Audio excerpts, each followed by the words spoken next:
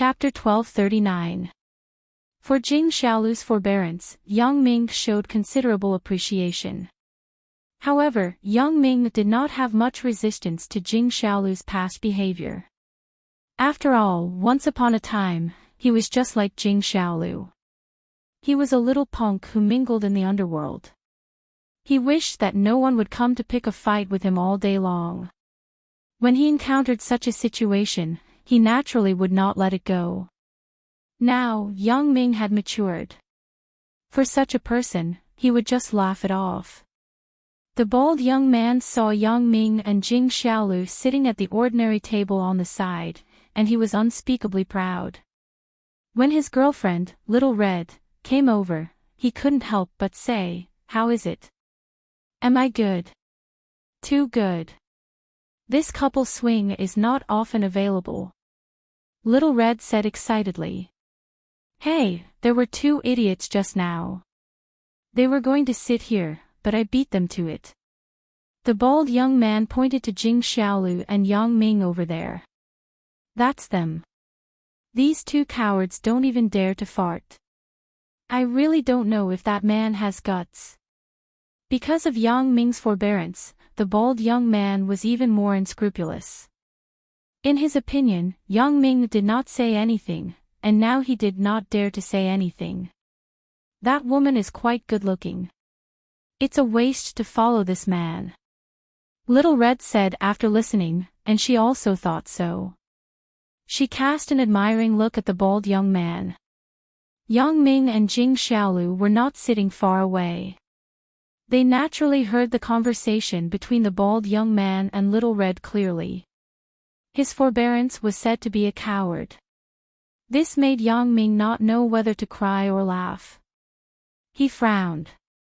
Jing Xiaolu really couldn't help it. Yang Ming is a coward. What a joke. Yang Ming's indifference made her even angrier. Previously in the school cafeteria, Yang Ming splashed porridge on her face, but here he was pretending to be a good guy. Jing Xiaolu couldn't stand it. She slammed the table and stared at the bald young man and Little Red over there. "Hey, pay attention to what you say. I don't want to argue with you. Do you really think you are a dish? Oh. So it's a pretty boy, asking a woman to stand up for him. You really don't have guts." Not only did Jing Xiaolu's angry rebuke not frighten the bald youth, but it made him even more arrogant. In his opinion, Yang Ming was indeed a complete softie. He was so soft-hearted that he let a woman stand up for him. Jing Xiaolu was so angry that she trembled. She picked up a sundae on the table and threw it at the bald young man's head. However, the bald young man reacted quickly and dodged with a smile. "How is it? Brother's skill is not bad, right?" Yang Ming originally did not want to bother with this person, but seeing that this guy was really asking for a beating, he said indifferently, "Xiaolu, this is not how you throw things." As he said, he picked up a piece of chicken bone that Jing Xiaolu had just eaten from the table and threw it at the bald young man casually. The bald young man did not care. Instead, he looked at Yang Ming contemptuously. "What can this piece of chicken bone do?" I thought that Yang Ming would burst into a fight. It turns out that he is still a coward who only knows how to play some small tricks. Seeing Yang Ming raise his hand, the bald young man subconsciously tilted his head to the side, just like when he dodged Jing Xiaolu's sundae. Unfortunately, he couldn't dodge this chicken bone. With a "paw" sound, it hit his left eyeball, causing him to see stars. The pain was so excruciating that he wanted to die.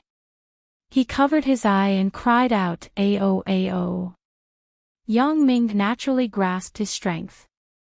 Otherwise, with Yang Ming's usual strength, the bald young man's left eye would definitely be disabled. And Yang Ming did not have any deep hatred with him, so he only punished him slightly.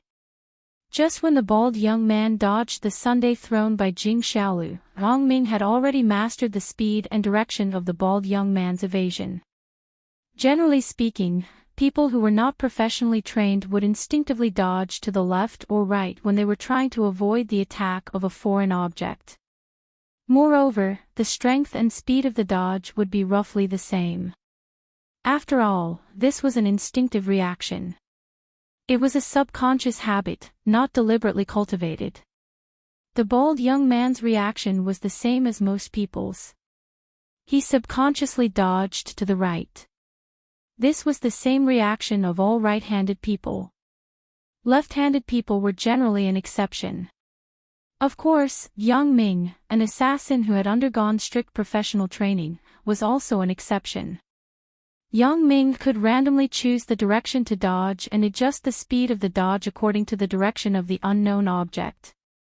Therefore, Yang Ming knew the direction and speed of the bald young man's evasion. He also knew the speed of the chicken bone. He also had the special ability to accurately estimate the distance between himself and the bald young man.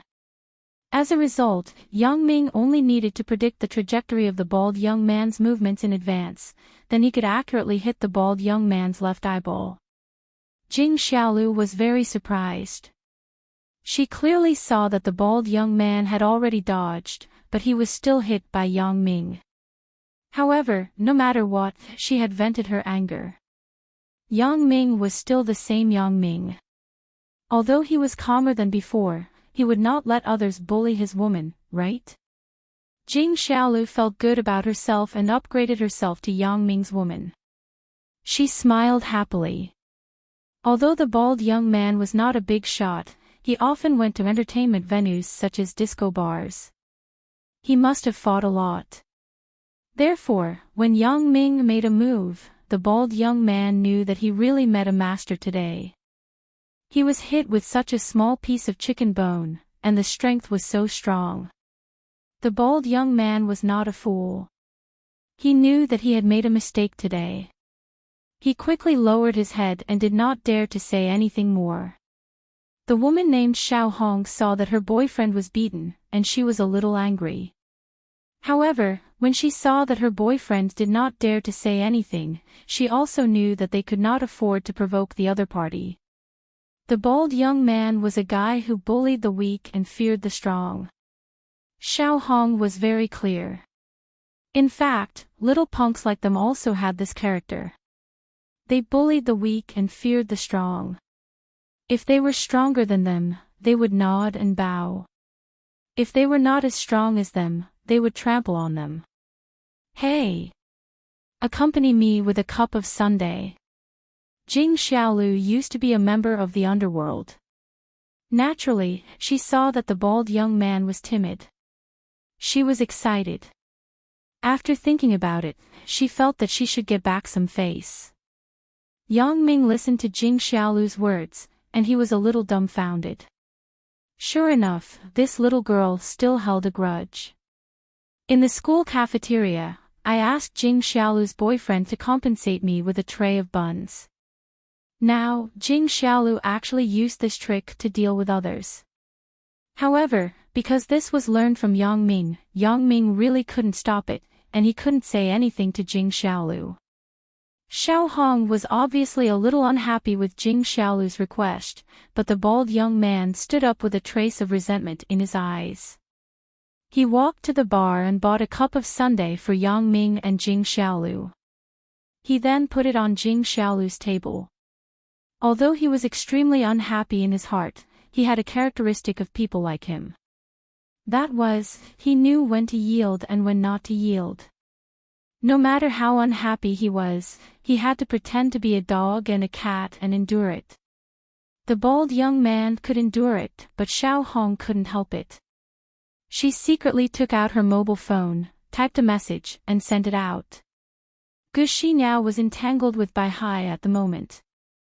Her mobile phone rang with a text message.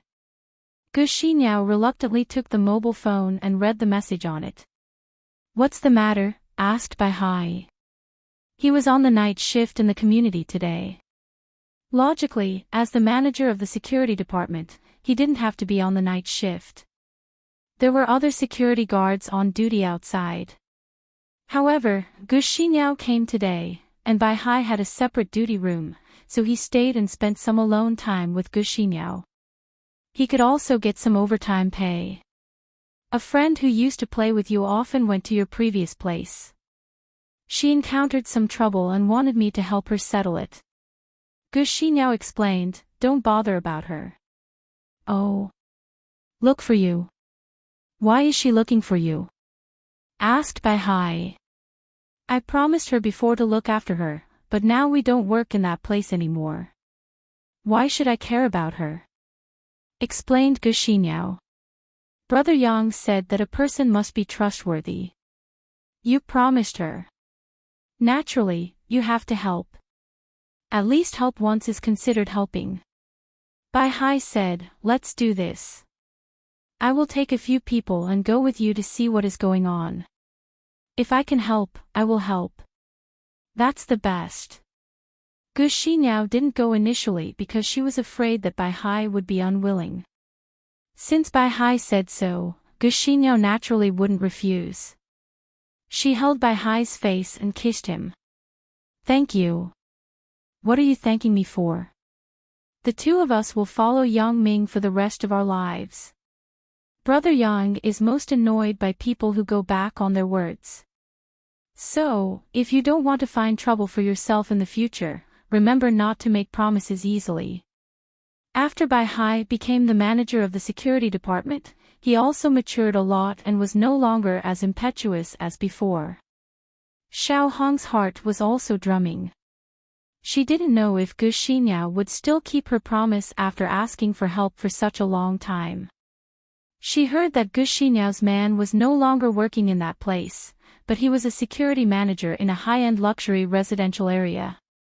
He earned tens of thousands of yuan a month. Now, it was unknown whether Gu Xinyao's man would still pay attention to her. Until Gu Xinyao replied with a text message saying that she would come over immediately, Xiao Hong was relieved. She couldn't help but feel a little proud. It seems that I am still quite useful. I can call someone over just by sending a text message. She prayed in her heart that Yang Ming and Jing Xiaolu ate slowly. Otherwise, if they left, it would be a waste of effort. Fortunately, Jing Xiaolu also hoped to get along with Yang Ming for a while, so Jing Xiaolu ate very slowly and chewed slowly. However, as a girl, she ate slowly. Yang Ming was not suspicious. It didn't take long for Bai Hai to drive his broken van and stop in front of the KFC seaside store. Is that Brother Yang's car? Gu Xinyao's eyes were sharp. She saw the BMW X5 with the license plate number Song B88B88 parked in the parking space not far away. Bai Hai listened to Gu Xinyao's words and quickly looked over. When he saw that it was indeed Yang Ming's car, he was shocked. Brother Yang is also eating here. Could it be that Xiao Hong and Brother Yang have a conflict? Gu Xinyao said subconsciously. It can't be, right? That's troublesome. We can't manage this matter. Bai Hai was also shocked and said. Let's go in and take a look. Gu Xinyao could only take one step at a time. Gu Xinyao and Bai Hai entered KFC. Xiao Hong's eyes had been looking in the direction of KFC's entrance.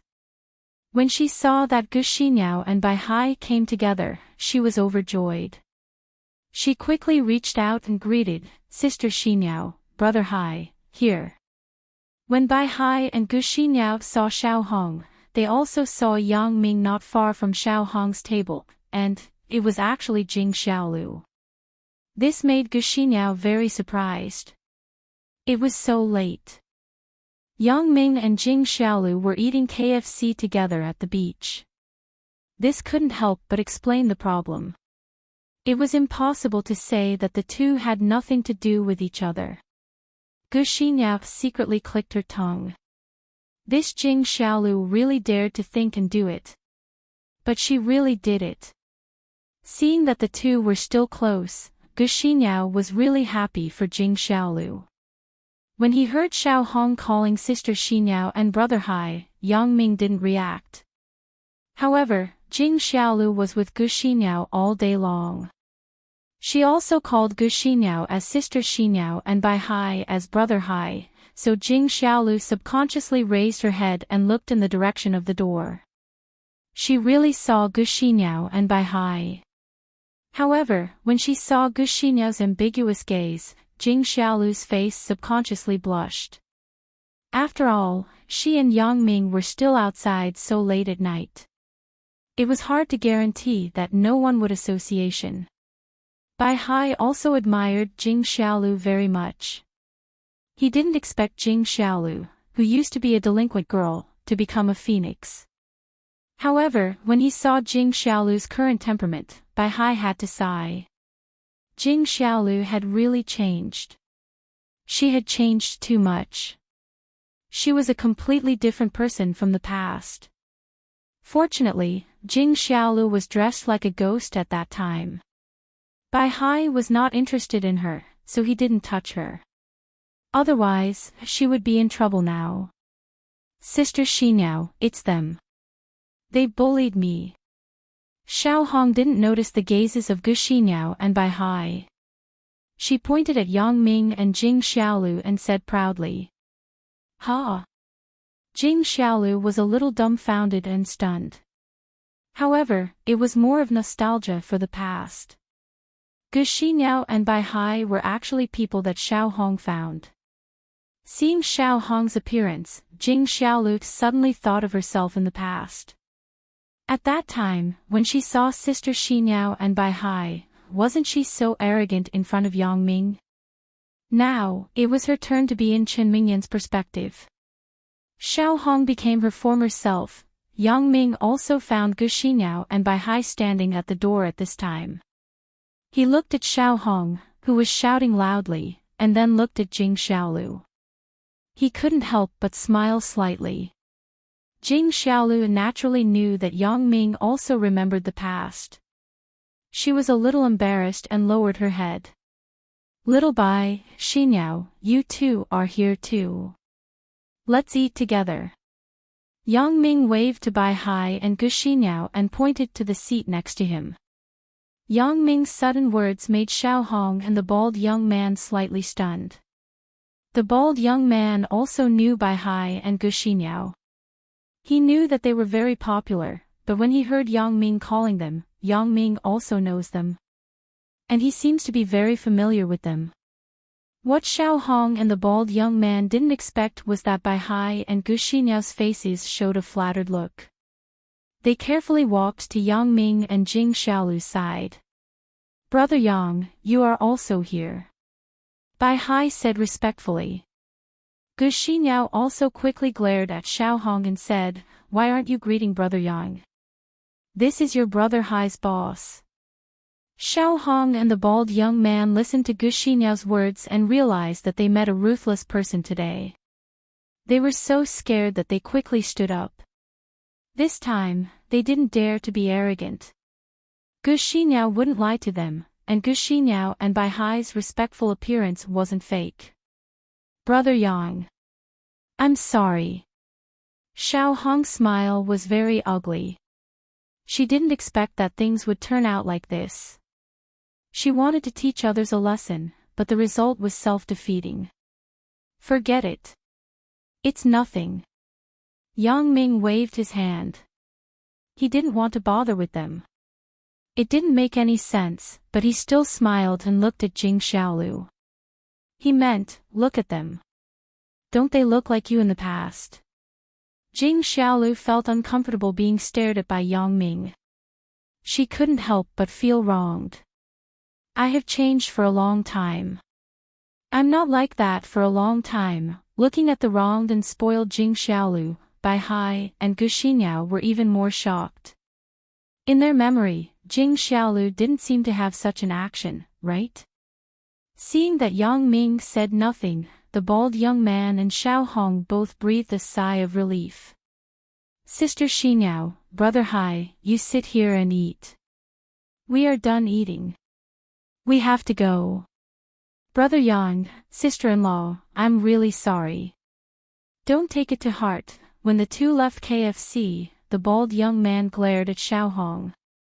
Why are you so meddlesome? Are you okay now? Originally, it would have been over if we just endured it. Why did you have to find a scene? Look, how can we trouble Brother Hai and Sister Xinyao in the future? Xiaohong didn't expect things to turn out like this. She lowered her head and looked like she had done something wrong. As for Gu Xinyao and Bai Hai, how could they have the heart to blame them? After listening to Jing Xiaolu's story, Gu Xinyao also smiled and said, it turned out to be like this. But why does this process sound so familiar? Sister Xinyao, you are also making fun of me. Humph. Jing Xiaolu was really embarrassed by Gu Xinyao's words. She wanted to bury her head under the table. Gu Xinyao was just joking. She didn't continue to talk about it. She and Bai Hai ordered some food and quickly ate 2 mouthfuls. They made an excuse that they were going to watch a movie and left first. They didn't want to stay here and be a third wheel. Brother Yang, Xiaolu, Bai Hai and I are going to watch a movie. We heard that there is a new movie in the 3D cinema not far away. Let's go and see it. After quickly eating the burger in front of her, Gu Xinyao said to Yang Ming and Jing Xiaolu. Oh. What movie? Jing Xiaolu naturally wanted to be alone with Yang Ming, but after eating, Yang Ming would probably send her back to the hotel. In order to be able to spend more time with Yang Ming, Jing Xiaolu heard that Gu Xinyao was going to watch a movie. She also hoped that she could go with Yang Ming. Chapter 1240. It seems to be the Ice Age, right? Gu Xinyao doesn't know if it is. She just casually found an excuse, but she didn't expect Jing Xiaolu to ask about it. The third one. Jing Xiaolu continued to ask. Probably. Gu Xinyao wasn't sure if it was. I want to watch it, too. Let's go together. Jing Xiaolu said after listening. However, she thought that she should ask for Yang Ming's opinion, so she turned her head and begged Yang Ming, I want to watch a movie, then let's watch it. Yang Ming wanted to say that she, Gu Xinyao, and Bai Hai could watch it. He would go back to school first, but he was interrupted by Jing Xiaolu halfway through his words. You are so nice. Jing Xiaolu quickly hugged Yang Ming's neck and kissed his face. Then, she quickly let go. Then let's go. Yang Ming touched his face that was kissed by Jing Xiaolu. He was a little helpless. This trick again. He shook his head with a bitter smile and said, aren't we not done eating yet? Then, let's go to the cinema to eat. Jing Xiaolu didn't give Yang Ming a chance to regret. She stood up and quickly ran to the bar. She asked for a plastic bag and packed the food on the table. Looking at the intimate actions of Jing Xiaolu and Yang Ming, Gu Xinyao and Bai Hai were even more convinced. They thought that Jing Xiaolu and Yang Ming were already together. They sighed in their hearts that Jing Xiaolu was really not simple. The receipt also won 5 yuan. I'm really lucky. When Jing Xiaolu came back, she waved the 5 yuan bill in her hand and showed off to Yang Ming. Yang Ming smiled. Jing Xiaolu was still very meticulous in her calculations. Although Yang Ming would ask for a receipt every time he ate, sometimes he often forgot to scratch the lottery. After all, Yang Ming's daily affairs were very complicated. These subtle things were often overlooked. The 4 people went out of KFC together and came to the parking lot. They got into their respective cars. Jing Xiaolu still jumped into the driver's seat first. Yang Ming was also happy to let Jing Xiaolu drive. As for Jing Xiaolu's driving, Gu Xinyao was a bit baffled. She hadn't seen Jing Xiaolu for a few days, but she didn't expect Jing Xiaolu to have changed so much. Not only did she learn to drive, but she also walked with Yang Ming. Xiaolu is quite lucky. For her, this is a very good home. Gu Xinyao sighed as she sat in the car. Yeah, I really didn't expect this. Bai Hai also nodded and said, but this kind of thing, we don't have to be envious. Compared to the days before when we were just eating and waiting for death, I think it's very good now. In the past few months, I have saved tens of thousands of yuan in savings. After you graduate, I think we can buy a house. Yeah. I really didn't expect that we would have such a beautiful future. Gu Xinyao nodded happily. Let's go. Accompany Brother Yang to watch a movie. It will be bad if we don't act out the Ice Age. Bai Hai smiled and said, I'll see how you explain it then. Jing Xiaolu had been to the large cinema that Gu Xinyao mentioned before, but she had never been there. Going to the cinema to watch a movie was a very extravagant behavior for Jing Xiaolu in the past. No matter what I say, it's useless. You only know how to play tricks. You pulled me to watch a movie. What's the purpose? Yang Ming didn't want Jing Xiaolu to lose face in front of Gu Xinyao and Bai Hai, so he reprimanded Jing Xiaolu after they got in the car. Nothing. I just suddenly didn't want to go to bed so early. I wanted to walk around. Right, I will help you continue to analyze your relationship with the girl you have a crush on. How is it? What happened after you gave the gift last time? Jing Xiaolu changed the topic. For Jing Xiaolu's words, Yang Ming was a little dumbfounded. However, when it came to Zhao Ying, Yang Ming really wanted to ask Jing Xiaolu what to do next. They couldn't be in a stalemate, right? Let's talk about it later when we watch the movie. Yang Ming glanced at Jing Xiaolu and said, You drive slower. Bai Hai's car can't keep up. Jing Xiaolu glanced at the rearview mirror. Sure enough, Bai Hai was following behind with difficulty. He stepped on the accelerator loudly, but the speed couldn't increase. It wasn't his fault. How could a minivan that was almost scrapped catch up with a BMW off-road vehicle? Therefore, Jing Xiaolu didn't feel that she was fast, but Bai Hai couldn't catch up. I have money now. I really need to buy a good car. It's too troublesome. Bai Hai stepped on the accelerator until his foot hurt. When he saw that Jing Xiaolu finally slowed down, he breathed a sigh of relief. Come on. You should save your money for your wedding. Gu Xinyao didn't want Bai Hai to spend money indiscriminately. Isn't your car good? What's wrong with driving slower? It won't be easy to have an accident. I don't have to worry about it. Bai Hai listened to Gu Xinyao's nagging and laughed twice. Indeed, with his current economic level, it was unrealistic to buy a car. I'm just saying that my money isn't enough to buy a house. What's the point of buying a car? This is a public car. Although it's a little broken, I'll just make do with it. Once he stepped on the accelerator, the wind leaked out. This was Bai Hai's Songhua River minivan that was almost scrapped, but it was unusually warm. This night was destined to be a restless night. Yang Ming's phone rang again. It was an unfamiliar phone call. Yang Ming hesitated slightly. It was so late at night. Yang Ming was somewhat baffled by an unfamiliar phone call. However, this was a Songjiang local phone number. Yang Ming picked it up. Hello, who is this?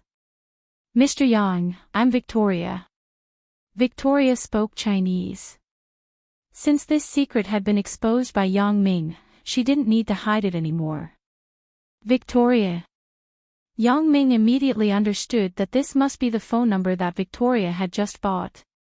What's the matter? Alice just left the room and took the elevator downstairs. She may want to go out. Do you want me to follow her? Victoria said hurriedly. She was afraid that if she delayed, Alice would run away. The reason why Victoria always paid attention to Alice's movements was that when they were on the boat, Victoria got the order from Yang Ming to pay attention to Victoria's movements. After returning to Songjiang and staying in the hotel, although Yang Ming didn't specifically explain it, Victoria still consciously shouldered this heavy responsibility. When she found that Alice had left the room and walked to the elevator, Victoria immediately reported to Yang Ming. Because Yang Ming had previously instructed that all 3 meals were delivered to the room, there was no need for Alice to go downstairs. Even if Alice went down to buy something or something, she didn't have to go out of the hotel. She just had to wear the pajamas provided in the room. There was no need to dress formally. Because of this, Victoria speculated that Alice was going out. Follow her. Be careful. Don't be discovered by her. Yang Ming was slightly stunned, and quickly instructed, contact me at any time if there is anything. You have money in your hands, right? Yes. Victoria said, the money you gave me before, in addition to letting the hotel people help me buy a camera and a mobile phone, I still have a lot left. Victoria got Yang Ming's approval. After quickly disguising herself, she ran out of the room with the camera. Victoria didn't choose to take the elevator, but ran to the emergency stairs. There were many people going up and down the hotel. The elevator had to make a short stop at almost every floor, so if she was lucky, she would be faster than Alice taking the elevator if she took the emergency stairs. Sure enough, when Victoria rushed to the first floor, the elevator was still on the 4th floor. Guests might be coming and going. In order not to attract Alice's attention, Victoria didn't wait in the hotel lobby. Instead, she went straight out of the hotel and got into a taxi at the entrance of the hotel.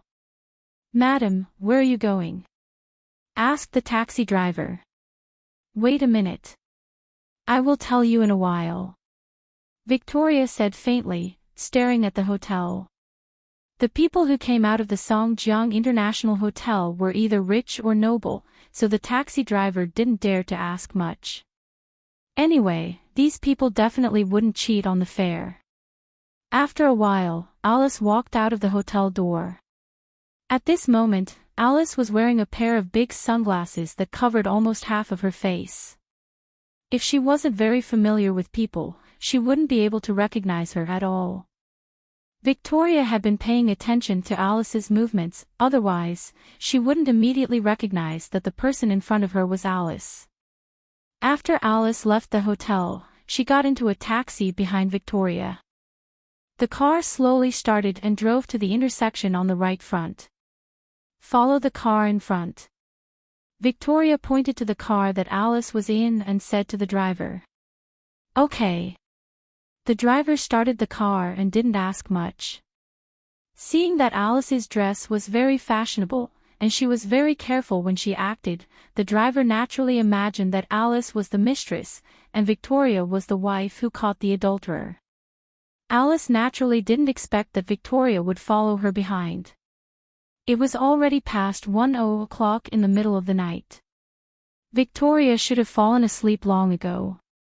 After receiving a call from her brother, Alice didn't think much and left the hotel. The meeting place was a high-end coffee shop. Yang Ming was slightly disappointed when he learned about it afterward. Yang Ming had long known that Alice had a problem. He didn't expose her because he wanted to use her to lure out the person behind her. However, it seemed that the person behind Alice was not stupid. He just asked Alice to go to a public coffee shop, not a private residence. After Alice entered the coffee shop, she talked to the waiter in the coffee shop and was taken to the 2nd floor. Victoria also followed into the coffee shop. The waiter at the entrance of the coffee shop immediately greeted her warmly. Madam, are you alone? The lady who just came in went to the private room upstairs. Victoria didn't answer the waiter's question but asked directly. The waiter nodded subconsciously. Madam, what can I do for you? Which private room did she go to? Victoria continued to ask. Sorry, we can't say this casually. Do you know the lady just now? The waiter asked with some vigilance. I am a bodyguard hired by her parents. I am responsible for protecting her secretly. Victoria said with a flash of inspiration. Ah. I see. The waiter was stunned. He didn't expect that this kind of common plot in movies would happen in reality, so he said, then I will take you up. Just give me a private room next to hers. I am secretly protecting her. She doesn't know. Victoria explained. That's good. The waiter saw that Victoria was telling the truth, so he believed it. He took her to the second floor and led her into an empty private room. Then, he pointed to the next room on the right. The lady entered this private room. Okay, thank you. Victoria took out 200 yuan bills and gave them to the waiter. You can go out now. What do you want?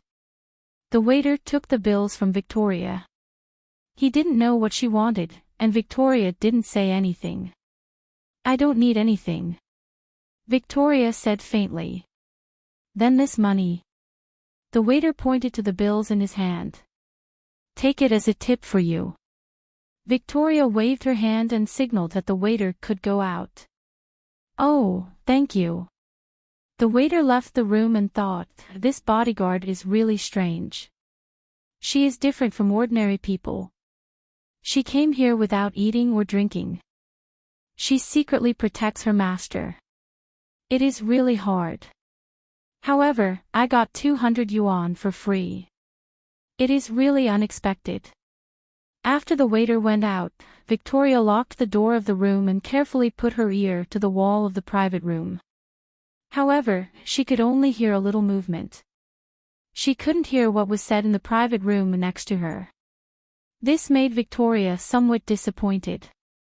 The soundproofing of this coffee shop was too good. She took out the phone and reported to Yang Ming. When Yang Ming saw that it was Victoria's call, he immediately picked it up. How is it? I followed her to a coffee shop. I am now in the private room next to Alice, but I can't hear what the other party is saying. Victoria reported. Investigate who she is meeting with. It is best to take a picture. Yang Ming thought about it and said, if you really can't do it, then forget it. Don't expose yourself and alert the enemy. There is no hurry. I understand. Don't worry. Victoria responded. Jing Xiaolu also found that Yang Ming seemed to be very busy tonight, and he said some words that were difficult to understand. When Yang Ming hung up the phone, Jing Xiaolu asked with concern, how is it? Is everything okay? How about, we don't go? Let's talk about it another day. Hearing Jing Xiaolu say this, Yang Ming felt a little embarrassed. It could be seen that Jing Xiaolu should be very happy and looking forward to tonight, so he said, it's nothing. Let's go. Jing Xiaolu drove the car, but Yang Ming's thoughts fell on Alice. If the things that happened to him after he obtained the special ability were to be put together, it would be, he used his special ability to participate in the school's mock exam and got a very good result. His relationship with Chen Mengyan was close, which caused Wang Jitao to hate him. He tricked him to go to his hotel and set a trap for him. He made him a rapist and entered the detention center. In the detention center, he met Bao Sonli and also formed a hatred with Yu Xiangde. In addition, he met his master, Fang Tian, and his senior, Dong Jun. He thought that this time, he would definitely go to jail. He didn't expect things to turn around. Lin Jiyun actually came forward to admit that she was his girlfriend, and the case was closed. He had also regained his freedom. This was the first time that someone was clearly targeting him. However, Wang Jitao was already dead, and Wang Shifan was also in jail. So in theory, the person who had been targeting him couldn't be Wang Jitao's family, but someone else. Then, who was it that was targeting him? If it was traced back to the first inexplicable situation, it should be when I lost a piece of jade in Yunnan. However, I found the existence of this piece of jade in Lan Ling's suitcase with my special ability. Shortly after, this piece of jade disappeared inexplicably. Did Lan Ling steal my jade? Yang Ming naturally didn't believe it. Although his contact with Lan Ling wasn't long, Yang Ming understood Lan Ling's character very well. Lan Ling wasn't a greedy person. Otherwise, with her sixth sense, it wouldn't be difficult for her to make a fortune. There was no need to steal a piece of jade from him. Of course, these were secondary. The reason why Yang Ming directly denied that Lan Ling was the person who stole the jade was that when he was choosing the jade, he told Lan Ling that this piece of jade would be made into a necklace for Lan Ling as a gift. At that time, Lan Ling refused. If Lan Ling wanted this piece of jade, there was no need to steal it. She could just ask for it directly. Yang Ming didn't pay attention to this incident at the beginning, but after thinking about it, it should be that some people didn't want him to have any connection with Lan Ling, so they deliberately created a conflict between him and Lan Ling. But unfortunately, after Yang Ming found the jade in Lan Ling's suitcase, he didn't announce it. He didn't open the suitcase to check, and he didn't tell Lan Ling, Zhang Jifang, and Zhang Bin. Maybe the person who really stole the jade saw that his plan didn't succeed, so he simply took the jade away. However, Yang Ming couldn't figure it out. What kind of person could have such magical means to steal the jade, put it in Lan Ling's suitcase, and then take it out of the suitcase without him knowing? What kind of skill did he have to be to do this? Although Yang Ming's kung fu at that time wasn't as powerful as it was now, and his alertness to the outside world wasn't as high, but now that he thought about it, this person who stole the jade was quite powerful. After this incident, there was no clue. Now that he thought about it, it was very suspicious. Could it be done by Elder Yu's people? But why wouldn't Elder Yu want me to be with Lan Ling? At that time, Yang Ming hadn't captured Chen Afu yet, so he didn't bring any losses to Elder Yu. After this incident, the second conspiracy against him could be said to be Wang Jitao's family. Although there wasn't a big conspiracy, there were a lot of small conspiracies. However, these were now ignored by Yang Ming because they were no longer enemies. Chapter 1241. However, when this piece of jade appeared again, it was at Lu Weishan's birthday banquet. It was given to Lu Weishan by Yun Guangdou as a birthday gift. Yun Guangdou was later confirmed to be Elder Yu's person. There was no doubt about this. In other words, the person who stole the jade must have a close relationship with Elder Yu's people. But as for why they targeted Yang Ming to break up the relationship between Yang Ming and Lan Ling, it was unknown. This was also what Yang Ming couldn't figure out. Is there some connection between Elder Yu and the mysterious boss who is always targeting me? Or, are these two people simply the same person? The possibility of a connection was higher, but the possibility of them being the same person was relatively small. These two people may be in a group, or it may be a cooperation of interests. Now, Yang Ming could only speculate like this. As for Yun Guangdou's subordinates who used voodoo to assassinate him, Yang Ming initially thought that it was done by Elder Yu. However, after the inquiry of Ma Xiaoyao, the guard of Red Flag High School, Uncle Ma, Yun Guangdou sent someone to assassinate Yang Ming. It was entirely to vent his anger. There was no necessary relationship with Elder Yu. This was a bit dramatic. However, Yang Ming believed that the real reason for the hatred between him and Elder Yu was that he caught Chen Afu and destroyed his so-called sinister voodoo. This made Elder Yu hate him to the core. This was also the reason why Lan Ling sent Zhang Jishan to protect him. Including the attack on Zhang Bin and the jewelry company, the investigation showed that Yun Guangdou did it secretly. The enmity between Yang Ming and Yun Guangdou was probably entirely because of Sun Jia. However, for Yang Ming, Yun Guangdou really couldn't be considered a big opponent. Compared with Elder Yu and the mysterious boss behind the scenes, Yun Guangdou was far worse. However, when Yun Guangdou was ruthless, he almost took Yang Ming's life. If it weren't for Uncle Ma Xiaoyao's timely treatment, perhaps Yang Ming would directly go back to the past to pursue beauty.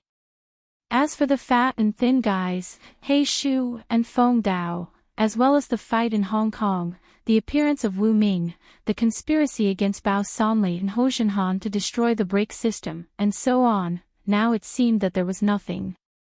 These people were Wang Xiaoyan's subordinates, and now they had become his subordinates. These people targeting him was because he had nothing to do at the airport. When he first obtained the special ability, he saw the weapon in their bag, which was why he had enmity with them of the small matter. Not to mention the small conflicts in the middle, the first time he fought with the behind-the-scenes boss people should be in Macau when he met Wang Xiaoyan. However, the strange thing was that the behind-the-scenes boss was actually targeting Wang Xiaoyan, not him. He could say that he happened to save Wang Xiaoyan by accident.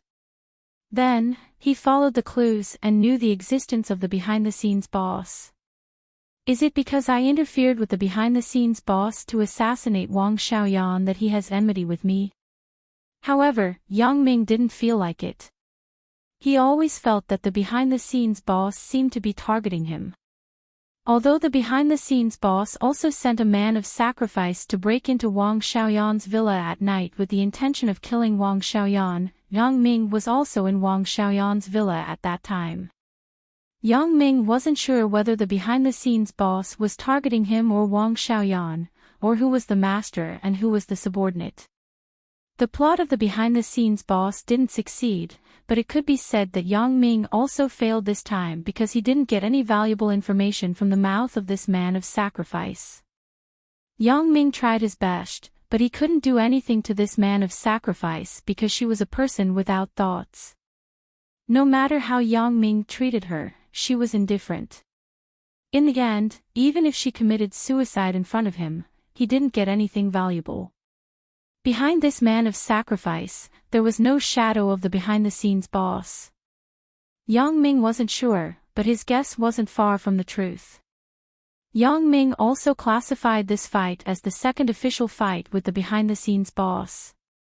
The third time could be said to be the jewelry exhibition.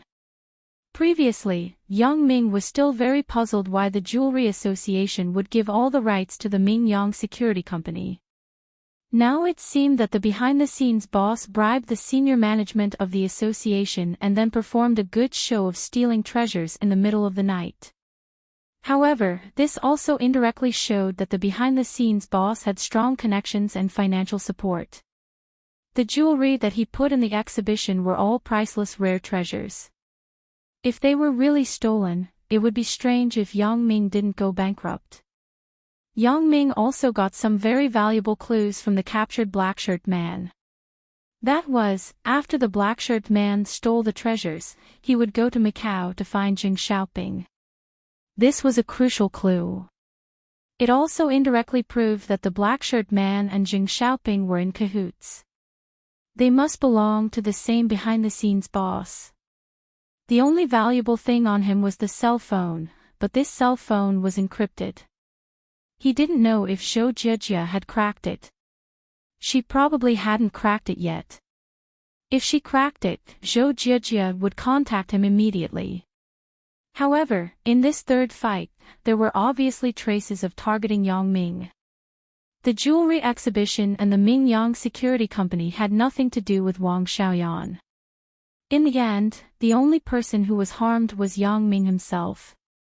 This made Yang Ming somewhat puzzled. The behind-the-scenes boss planned such a big event just to target me, the person who hindered him from assassinating Wang Xiaoyan in Macau? Or the behind-the-scenes boss also had the intention to target me? But in any case, the behind-the-scenes boss was an extremely well-informed person. Yang Ming was the behind-the-scenes boss of the Mingyang Security Company. Not many people knew about this. If one didn't know Yang Ming very well, it was impossible to know. The behind-the-scenes boss knew about this, which also indirectly explained a problem. That was, the behind-the-scenes boss should have been in a place close to him, observing him all the time. Then, during the fourth fight, Yang Ming felt that things were getting more and more confusing. If this time, the rebellion of the Tian family, the Sui family, Lu Chan, and Chu Daming was supported and planned by the behind-the-scenes boss, then it made Yang Ming somewhat confused. How did Sun Jie's family hinder the behind-the-scenes boss? What benefits did the behind-the-scenes boss get by helping Tianlong? Although Lu Chan and Chu Daming had become the company's parasites, they were quickly discovered. Even if they were not discovered quickly, letting them stay in the company and poaching Ming Yang Entertainment would not have a great impact on Yang Ming. Compared to the money in Yang Ming's hands, this was just a drop in the ocean. Since the behind-the-scenes boss knew him so well, he should also be very clear that he still had a large amount of savings outside. Lu Chan and Chu Daming's actions could not hurt him. Even if Sui Yuejin hired people to kill Bao Sanli and Ho Jinhan, for Yang Ming, it was just losing 2 assistants. Yang Ming would be sad, but it absolutely couldn't affect Yang Ming's foundation.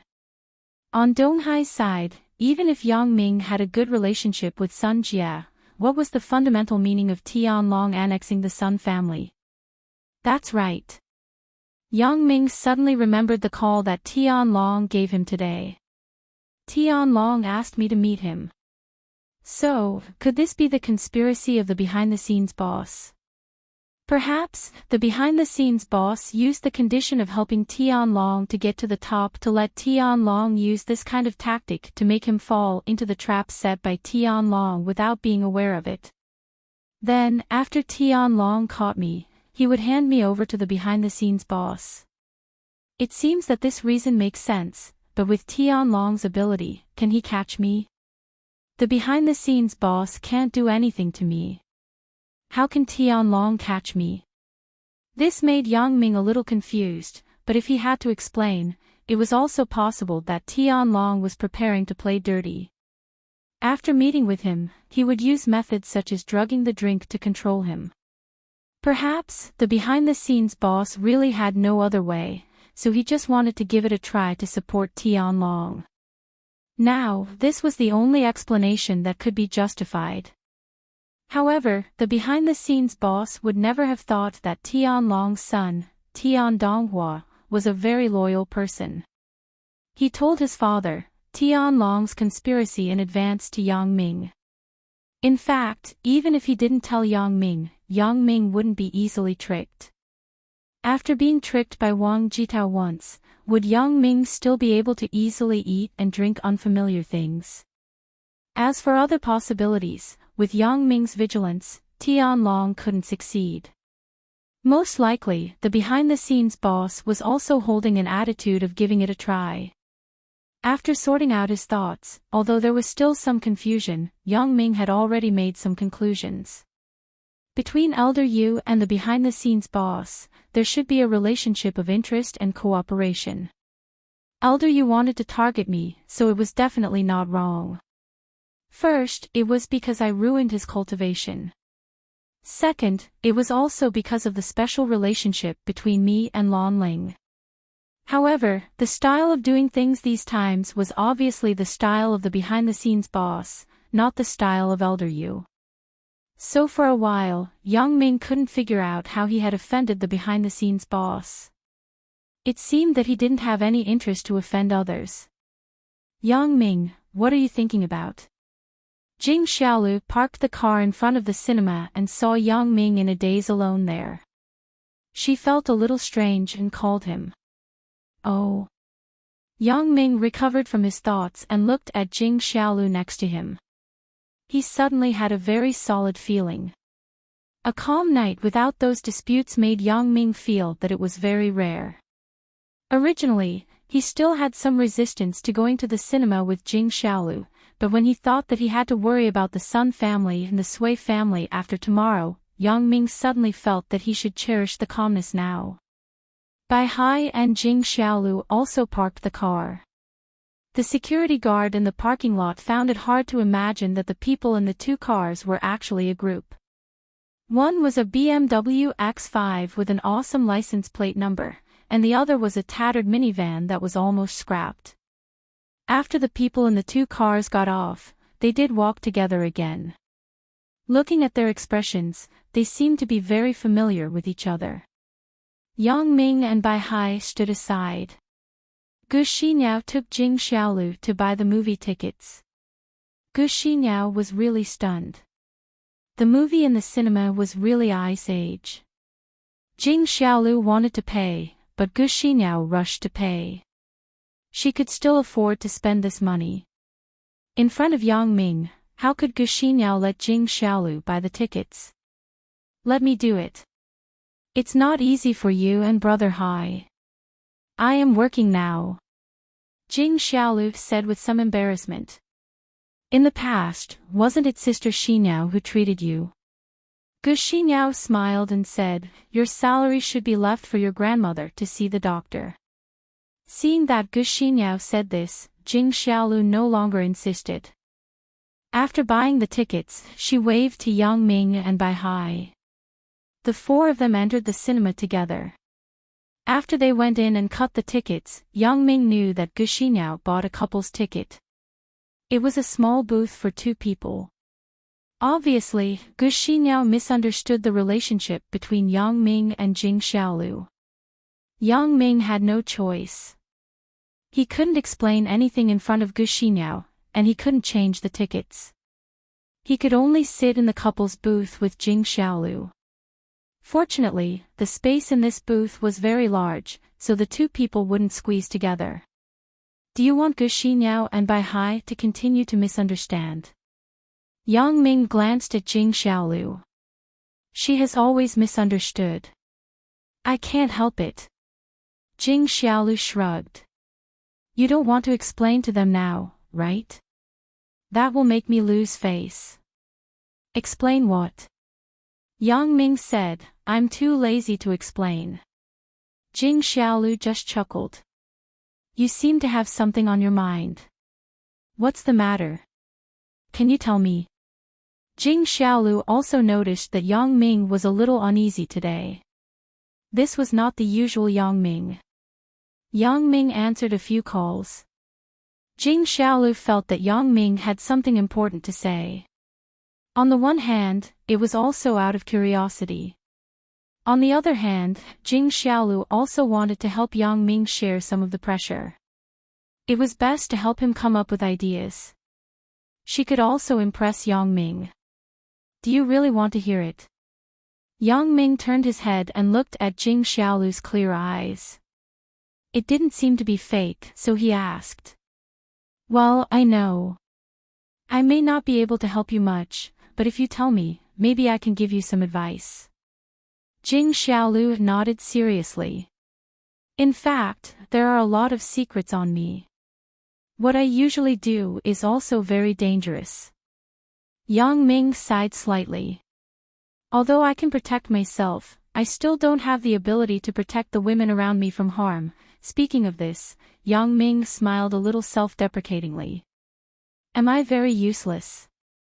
No. Jing Xiaolu didn't expect Yang Ming to suddenly say this. I think it's a blessing to be your woman. I'm telling the truth. I swear. Yang Ming looked at Jing Xiaolu's appearance and was somewhat helpless. He naturally knew that Jing Xiaolu was telling the truth, but Jing Xiaolu didn't really get involved in Yang Ming's circle. When she really got involved, she would know the danger. For example, Wang Kejin came to assassinate Yang Ming and his girlfriend. If they didn't carry out the assassination together, if it wasn't Wang Xiaoyan but Yang Ming's other girlfriends, they would probably be dead. Therefore, because of this, Yang Ming would have these feelings. The reason why Yang Ming said this to Jing Xiaolu was because he thought of those things in the car before. He felt a lot of emotions and had a lot of doubts in his heart. It was very uncomfortable to keep it in his heart, but he couldn't find the right person to talk to. In the past, when Yang Ming encountered difficulties at this time, he would go to Sun Jia for advice, but now Sun Jia was under house arrest by Tianlong. Moreover, Sun Jia was a very strong woman. Even if she was not under house arrest, Yang Ming did not want to show weakness in front of her. In addition to Sun Jia, Wang Xiaoyan, and Suya, who was far away, Jing Xiaolu was probably the person who knew the most about him. If I said that you are in danger of being assassinated at any time when you are with me, would you still be like this?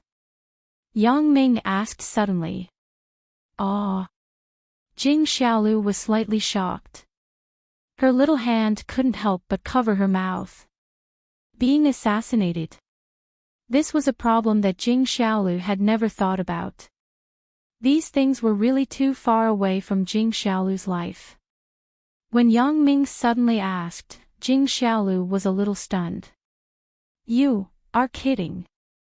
Jing Xiaolu laughed twice. Even if you don't like me, there is no need to scare me. I'm not scaring you. I'm telling the truth. Yang Ming took a deep breath and said solemnly, my opponent is far more ferocious than you think. He wants to kill me.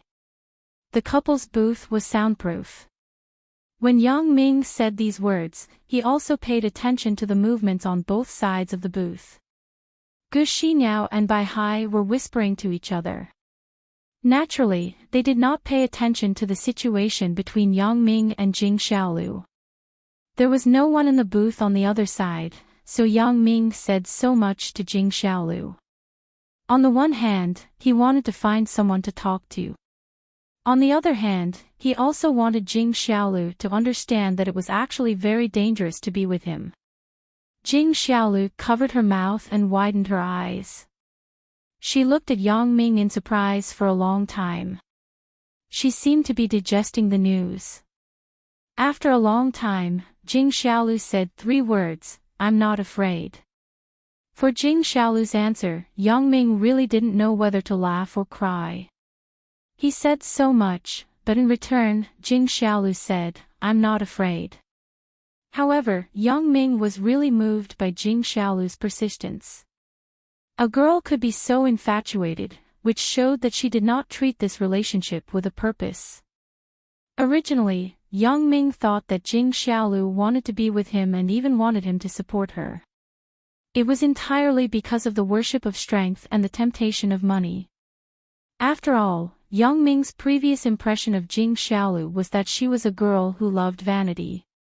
In fact, although Jing Xiaolu could be said to have a feeling of love at first sight for Yang Ming, she initially had some purpose. But now, Jing Xiaolu found that Yang Ming had a charm of another personality, which attracted her and made her unable to extricate herself. Do you want to hear my story? Yang Ming looked at Jing Xiaolu and sighed slightly. I really need someone to give me advice about the clues that I just sorted out. Undoubtedly, Jing Xiaolu is the best choice now. Even if he was serious, he would talk about some technical things. Similarly, for Xiaoqing, although she knew that Yang Ming had special abilities, she didn't know that Yang Ming was an assassin. Yang Ming could tell her, but Xiaoqing seemed to be too busy. Every time he looked for her, she was in the laboratory. Yang Ming didn't want to disturb her when she was doing business. As for Wang Xiaoyan, both of them had a tacit understanding. Yang Ming had always maintained a strong and wise posture in front of her.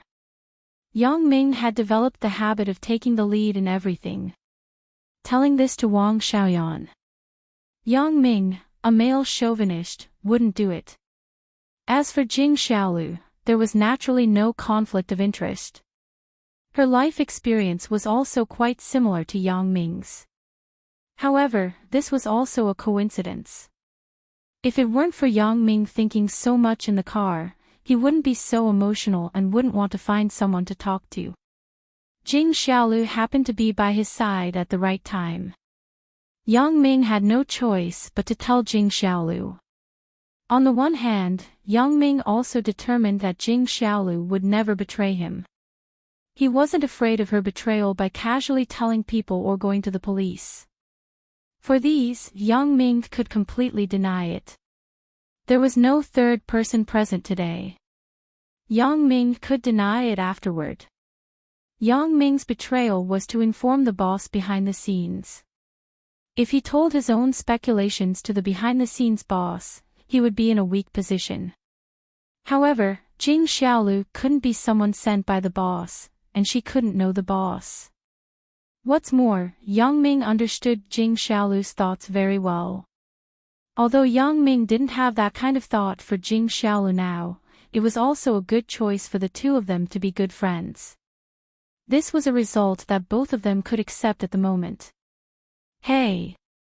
Hearing that Yang Ming actually had this kind of glorious history, Jing Xiaolu opened her mouth wide in surprise. It turns out that you were like this before. Then why are you scolding me? Who hasn't been young and frivolous? But you are still like this in college. Naturally, I have to scold you. Yang Ming remembered the past and also reminisced about it. I am 2 years younger than you, okay? Jing Xiaolu snorted. You are 20 years old. I am only 18 years old. Can't you let me be mature for 2 years later? Yang Ming also heard about Jing Xiaolu's actual age from Gu Xinyao, but at that time, Gu Xinyao just mentioned it. Yang Ming didn't pay attention to it. Now that he heard Jing Xiaolu mention it again, he suddenly realized that Jing Xiaolu's actual age was so young. Well, I will let you be a little more lenient in the future. Yang Ming smiled indifferently and continued, later, when I was in high school, I met Chen Mengyan. She is an upright and kind-hearted girl. I can be admitted to college because of her.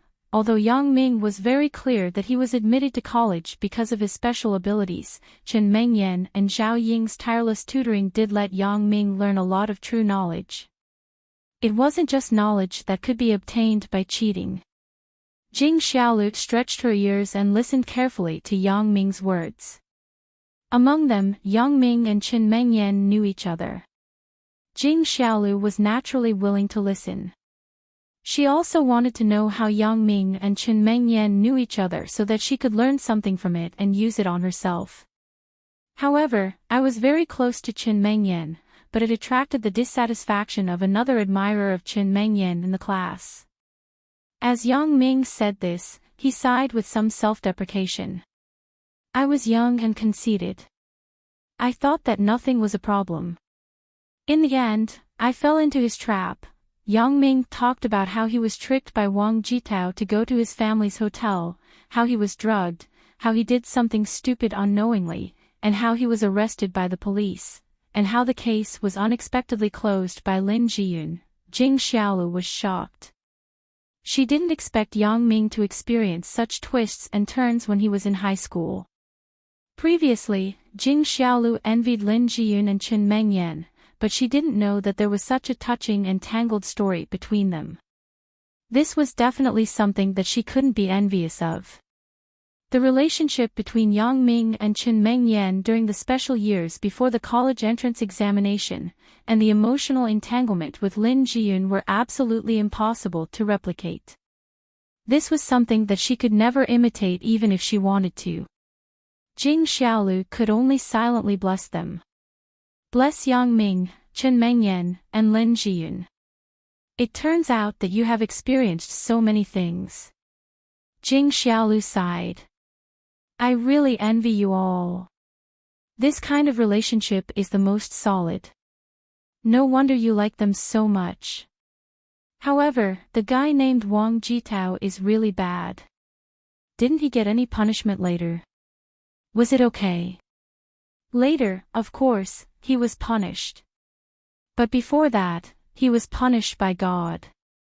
Yang Ming suddenly thought of a very interesting thing. It was about the summer camp after the college entrance examination, the thing between Chen Afu and Wang Jitao. What is it? Jing Xiaolu was obviously interested in the end of this kind of evil person who got what he deserved. After the college entrance examination, a summer camp was held in our class. There was a guy named Chen Afu in our class. He was a little twisted and perverted. He liked to pretend to be a ghost to scare people, so... Yang Ming told Jing Xiaolu about how Chen Afu pretended to be a ghost to scare Wang Jitao, causing him to have erectile dysfunction. Although Jing Xiaolu was still a virgin, her thoughts were naturally not so pure. After all, the people she had been in contact with before were small punks, so when she heard Yang Ming's words, she naturally understood the meaning. She suddenly laughed until her tears were about to come out. It can't be, right? He was scared by his own underlings like this. So, this person has done many evil things. Naturally, there will be retribution. Yang Ming laughed. But, what happened after that? What happened after that? Jing Xiaolu patted the back of her head and suddenly said, right, I remember. Did he also get into our Songjiang Industry University? Then, the person who disappeared for no reason was this person named Wang Jitao. Have you heard of him? Yang Ming was a little surprised. Of course, don't you know? The gossip on campus spreads very fast. Jing Xiaolu nodded and said, when this semester started, I heard that there was a student named Wang something. His family was a very famous group in Songjiang, but because of smuggling, they were caught. His whole family was arrested, and the student with the surname Wang also disappeared. I'm afraid that he escaped. Jing Xiaolu naturally didn't know that Wang Jitao had died. Yang Ming wouldn't say these secret things.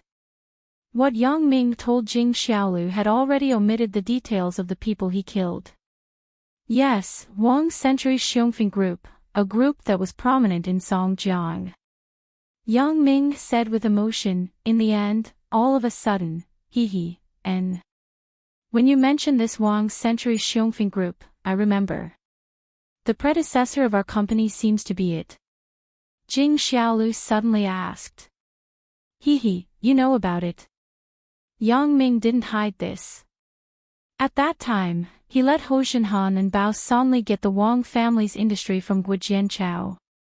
Although the means were a bit despicable, it was done reasonably and legally. No one could find fault with it. So, the fall of the Wang family is also related to you. Jing Xiaolu was very smart. Naturally, she saw something unusual from these clues. She asked with widened eyes. This is another story. It's about Zhou Jijia. Yang Ming sighed and told Jing Xiaolu how Zhou Jijia went undercover in the Wang family, how she got the key evidence of the Wang family's smuggling, and how she blocked the bullet for him. When Jing Xiaolu heard that Zhou Jijia blocked the bullet for Yang Ming, she was shocked. Originally, her impression of Zhou Jijia was completely the kind of flattery that she deliberately made friends with. She didn't have any special opinion of Zhou Jijia. However, after listening to Yang Ming's words, Jing Xiaolu really had to look at Zhou Jijia in a new light. Such a weak girl actually blocked the bullet for Yang Ming at the critical moment. How much courage and determination did this require?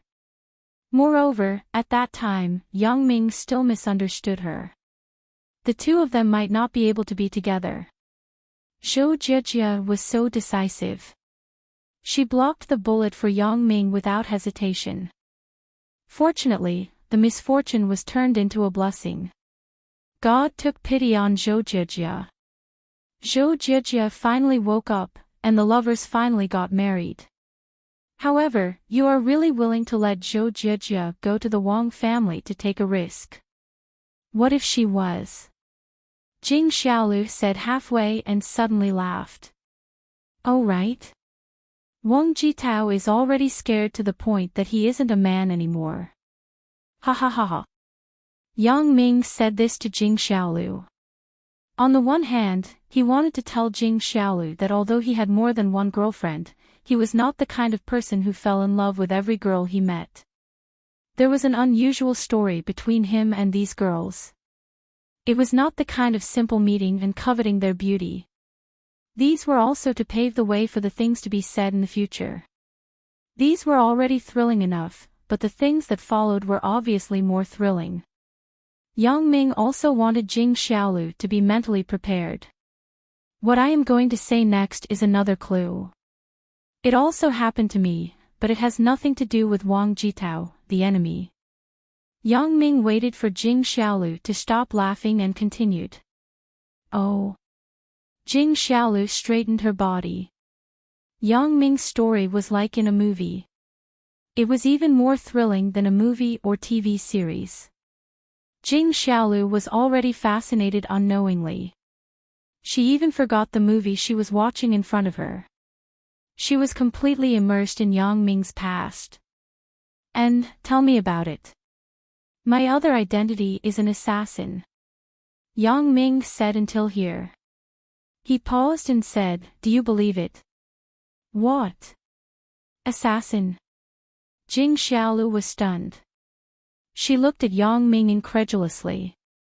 Intuitively, Jing Xiaolu felt that Yang Ming would not lie to her, but assassin was a very distant concept. It was too far away from real life. Have you seen a movie by Jet Li, The King of Assassins? Yang Ming gave an example. Ah. Of course, I have seen it. Jing Xiaolu nodded and said in amazement, really, there are assassins. In this world. All professions are not fabricated out of thin air. Since there is such a profession, then there is naturally the existence of real killers. Yang Ming explained, but in the movie, it is just a superficial description of the assassin world. This is just a superficial description. Jing Xiaolu said in amazement, then, aren't you also the kind of Lone Ranger? Punishing evil and eliminating evil. Every assassin has the principles of every assassin. Yang Ming said, not all assassins will punish evil and eliminate evil. Many of them will also take the money to assassinate some good people. However, some assassins have their own choices for the missions they perform. That is, they only kill those who they think are bad people or those who deserve to die. However, a regular assassin group will not be picky about the missions because it has already formed a scale. So, among the targets they assassinate, there are often many innocent people. But an independent assassin has his own judgment. He can choose his own mission, just like me. Then, you specialize in killing bad people? Jing Xiaolu was a little excited. She always thought that Yang Ming was a good person in her heart. If Yang Ming could not distinguish between good and evil, then she would be very disappointed. I haven't graduated yet. Yang Ming hid this from Jing Xiaolu. He didn't want to tell Jing Xiaolu that he had killed people. This was not good for Jing Xiaolu's heart, so he left some leeway in his words. I see. Jing Xiaolu patted her chest and said, I was wondering. Otherwise, you would be wandering around the world, and I wouldn't be able to see you anymore. The reason why I can become an assassin is also because of an unusual story, Yang Ming said. This also starts when I entered the detention center in high school. As Yang Ming said, he told Jing Xiaolu the process of how he met Fang Tian and Dong Jun after he entered the detention center. At first, he just wanted to help this poor old man, but he didn't expect the old man to have another identity. Because Yang Ming also wanted Jing Xiaolu to help him to consult and make an idea, he told her about how he left the detention center, had a misunderstanding and quarrel with Chen Mengyan, and went to Yunnan with Zhang Bin. Of course, it also included the process of meeting Lan Ling and going to jade gambling together. However, Yang Ming credited the credit of jade gambling to Lan Ling's sixth sense. After that, Yang Ming told her in detail about the disappearance of the piece of jade, how it appeared in Lan Ling's bag, and the process of its disappearance. In order to let Jing Xiaolu have a clear idea, Yang Ming naturally told Jing Xiaolu about the grievances and intricate relationships in Lan Ling's family so that she could have a general idea. Assassin, voodoo. These were all things that Jing Xiaolu had never heard of in her life. Today, she was exposed to so many unknown things, which made her both excited and surprised. However, she did not doubt the authenticity of Yang Ming's words because Jing Xiaolu felt that Yang Ming would definitely not lie to her. After Yang Ming said this, he told Jing Xiaolu about the appearance of the piece of jade, Chen Afu's arrest, and the feud between himself and Elder Yu. Chapter 1243. Alice knocked on the door of the private room, but her eyes glanced behind her vigilantly. She was relieved when she saw that no suspicious person followed her. At this moment, Victoria was still being interrogated by the waiter downstairs. Naturally, she had not caught up. "Who is it?" A hoarse man's voice came from the private room. "It's me, Alice," replied Alice. "Please come in." The man with the hoarse voice heard Alice's voice outside the door, so he said, "The door is not locked." "Thank you." Alice smiled at the waiter next to her and said, "You can leave now." "Okay, call us if you need anything." The waiter knew that Alice was asking him to leave. This was not surprising. When customers came to the coffee shop, most of them were here to talk about business. It was normal to not let the waiter be present, so the waiter didn't feel that there was anything wrong with it. What's more, the people in this private room had already ordered a few expensive drinks. Alice pushed the door and walked in, but she saw her brother sitting with another unfamiliar man in his 30s. Although her brother was wearing a mask, Alice still recognized him at a glance. Alice had seen this mask before, but her brother would not wear it when he was alone with her. Today, her brother wore a mask, which showed that her brother did not want to show his true face. It must be because he did not want the man in his 30s in front of him to see his true appearance. Her brother introduced her to this person today, which also indirectly showed that her brother still trusted this person very much. It was only possible that her brother wore a mask out of caution. "Brother." As soon as Alice entered the door, she threw herself into the arms of the black-shirt man like a bird. "I miss you so much." Okay. How old are you? Why are you still so childish?" The black-shirt man smiled helplessly. "There are other people here. Don't be a joke." After that, the black-shirt man touched Alice's hair lovingly. His eyes were full of care, not like the usual coldness. However, in this care, she saw a trace of helplessness. For his own righteousness, he had to let this sister, whom he loved most since he was a child, join his plan and battle. Although Alice was voluntary, the black-shirt man also understood that Alice actually did not want to live this kind of life. She just wanted a peaceful life, but for the sake of the sibling relationship, she helped her brother. Alice listened to the black-shirt man's words and jumped away. She smiled embarrassedly at the man in his 30s. "Alice, go and lock the door of the private room." The black-shirt man restored his usual cold expression and instructed Alice. "Yes." Alice walked quickly to the door of the private room, locked the door, and then returned to the table, sitting opposite the black-shirt man and the man in his 30s. "Alice, let me introduce you." "Nice to meet you." The young military advisor in his 30s stood up and reached out his hand in a very decent manner. He shook hands with Alice and introduced himself. "Hello, Mr. Huang. Nice to meet you." Alice heard that her brother admired the person in front of her, so her attitude toward him was very warm. Not bad. This young military advisor was Wang Shifan's former secretary and incompetent military advisor, Huang Yukai. The reason why Huang Yukai hated Yang Ming was that he wanted to avenge Wang Shifan and Wang Jitao. At that time, Wang Jitao and Wang Shua conspired to kill Yang Ming at sea. Huang Yukai knew about this matter. However, Huang Yukai tried to stop Wang Jitao. After all, this was a very dangerous thing. Not to mention that Yang Ming's skill was very good, which Huang Yukai had seen before. Wang Shua's boyfriend, Tian Donghua, might not help Wang Shua to deal with Yang Ming. Therefore, Huang Yukai persuaded Wang Jitao not to take the risk. Everything should be considered at length. Where there is life, there is hope. There will be opportunities for revenge, so there was no hurry. However, Wang Jitao's body was defective, and his heart was distorted. On the surface, although he listened to Huang Youcai's persuasion. In fact, he didn't listen at all. Finally, when Huang Youcai went out to purchase necessities, he contacted Wang Shui behind Huang Youcai's back and conspired with a conspiracy at sea. But, unfortunately, it failed. When Huang Youcai saw Wang Jitao's message to himself, he knew that it was too late. However, Wang Jitao had already acted, and Huang Youcai couldn't help it.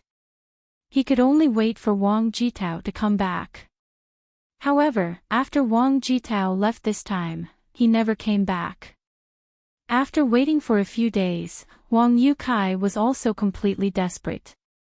He knew that Wang Jitao was definitely not going well. He was probably dead. In desperation, Wang Youcai sought refuge with the black-shirt man and decided to avenge Wang Shifan and Wang Jitao. Although Huang Youcai was a little punk, he knew how to repay kindness. In the past, Huang Youcai was just a little punk. Because he had some cleverness, he cheated in gambling. However, because he cheated secretly, no one found out. Huang Youcai's life was very comfortable. However, when he conspired with a friend to cheat a rich guy from the south, he was seen through by the bodyguard of the rich guy from the south. Huang Youcai and his friend were caught on the spot. At this time, Huang Youcai knew that he really offended someone he couldn't afford to offend. This boss from the south, how could he be an ordinary rich guy? He was a smuggling crocodile who came here to pick up the goods. How could Huang Youcai afford to offend such a person? As a result, Huang Youcai and his friend were beaten to death by the southern boss's men. His friend couldn't hold on and was beaten to death. Although Huang Youcai had the awareness of death when he was caught, it was because these people who engaged in smuggling were not easy to deal with. There must be lives on their hands, so they wouldn't take killing one or two people seriously. However, when he saw his companion die in front of him, and he was beaten to death, Huang Youcai was scared. Looking at his companion's bloody head, Huang Youcai almost vomited. Fortunately, at this time, the boss who was doing business with the southern boss arrived. The southern boss waved his hand and stopped his bodyguard from continuing to beat Huang Youcai. This local boss was naturally Wang Shifan. Wang Shifan saw Huang Youcai, who was beaten badly, so he asked a few questions casually. The southern boss naturally told the truth about Huang Youcai's gambling fraud. Wang Shifan listened to the southern boss's talk about Huang Youcai's gambling fraud. He felt that this Huang Youcai was a talent, so he said to the southern boss, "This person is very interesting. How about giving him to me?" Originally, Huang Youcai wasn't an important figure. He was worthless for the southern boss. Since Wang Shifan opened this mouth, the southern boss naturally had no reason to refuse. He agreed. The cooperation between the two sides was very pleasant. The southern boss returned with a full load. Wang Shifan also sent Huang Youcai to the hospital. This feeling of escaping from death made Huang Youcai feel like he was reborn. His gratitude to Wang Shifan wasn't just a little bit. After Huang Youcai was discharged from the hospital, Wang Shifan talked to him and felt that he was a useful talent, so he kept him as a secretary. Huang Youcai was grateful. He also knew how to repay kindness. Over the years, he had been advising Wang Shifan and doing a lot of things for Wang Shifan. Huang Youcai's life was saved by Wang Shifan. Huang Youcai's loyalty to Wang Shifan was naturally unquestionable. This was also the reason why Huang Youcai took the initiative to take the blame before Wang Shifan's accident. However, Wang Shifan didn't agree because Huang Youcai was just a secretary. He couldn't take the blame. In the end, it would be in vain. Therefore, Wang Shifan asked Huang Youcai to take care of Wang Jitao. Huang Youcai didn't fail the trust and shouldered the responsibility of taking care of Wang Jitao. It was just a moment of carelessness. Wang Jitao died. This made Huang Yukai regretful and angry. How could he face Wang Shifan, who was sentenced to death? Therefore, Huang Yukai swore that he must kill Yang Ming and avenge Wang Jitao and Wang Shifan. Coincidentally, this black-shirt man was a like-minded person. Huang Yukai colluded with this black-shirt man with his wisdom of conspiracy. This time, I will introduce Mr. Huang to you. If I have something, I will let Mr. Huang contact you. The black-shirt man said, recently, that person seems to be suspicious. I can't show up often. The last time I cooperated with Elder Yu, this guy screwed things up. The situation is so tense. The people in the police station are also looking for me. Alice nodded. She knew her brother's difficulties. Although she wanted to see her brother often, she still had to focus on the overall situation. I understand. I will contact Mr. Huang in the future. Alice nodded. If there is nothing, don't call me. Yang Ming is not a fool. If my identity is exposed, then everything is over. The black-shirt man sighed and said, Alice, don't worry. The day of our success is not far away. I hope so. Although Alice felt that her current life was already very good, she still silently supported the black-shirt man. Because this was her brother's lifelong dream. This time, in addition to introducing Mr. Huang to you, there is another important thing to tell you. The black-shirt man smiled. This time, it is estimated that Yang Ming is doomed. Oh. Alice frowned. She didn't know why, but when she heard that Yang Ming was doomed, there was a strange feeling in Alice's heart. Although this was what she and her brother had been looking forward to, she just didn't know why. Alice was faintly uncomfortable. This was the feeling that she didn't have when she assassinated Yang Ming in the casino. Maybe it was because she hadn't slept well recently. Because of the time difference, Alice hadn't rested well in the past few days, so Alice attributed the reason to this. Tonight, Yang Ming went to Mount Jing and went to the Immortal Building. The black-shirt man thought about it and said, this idea was thought of by Mr. Huang. Let Mr. Huang introduce it. Huang Yukai did not decline. He nodded and continued, Yang Ming went to the Immortal Building to teach the president, Sui Yuejin, a lesson. He is one of the chess pieces in our plan this time. Miss Alice should know about this plan, right? Alice nodded. Her brother had already introduced the situation here when he talked to her on the phone, so Alice was very clear about who Sui Yuejin was, so she said, please continue, Mr. Huang. Yang Ming just entered the Immortal Building to teach Sui Yuejin a lesson, but he didn't kill him. Huang Yukai said, but I let the boss follow closely.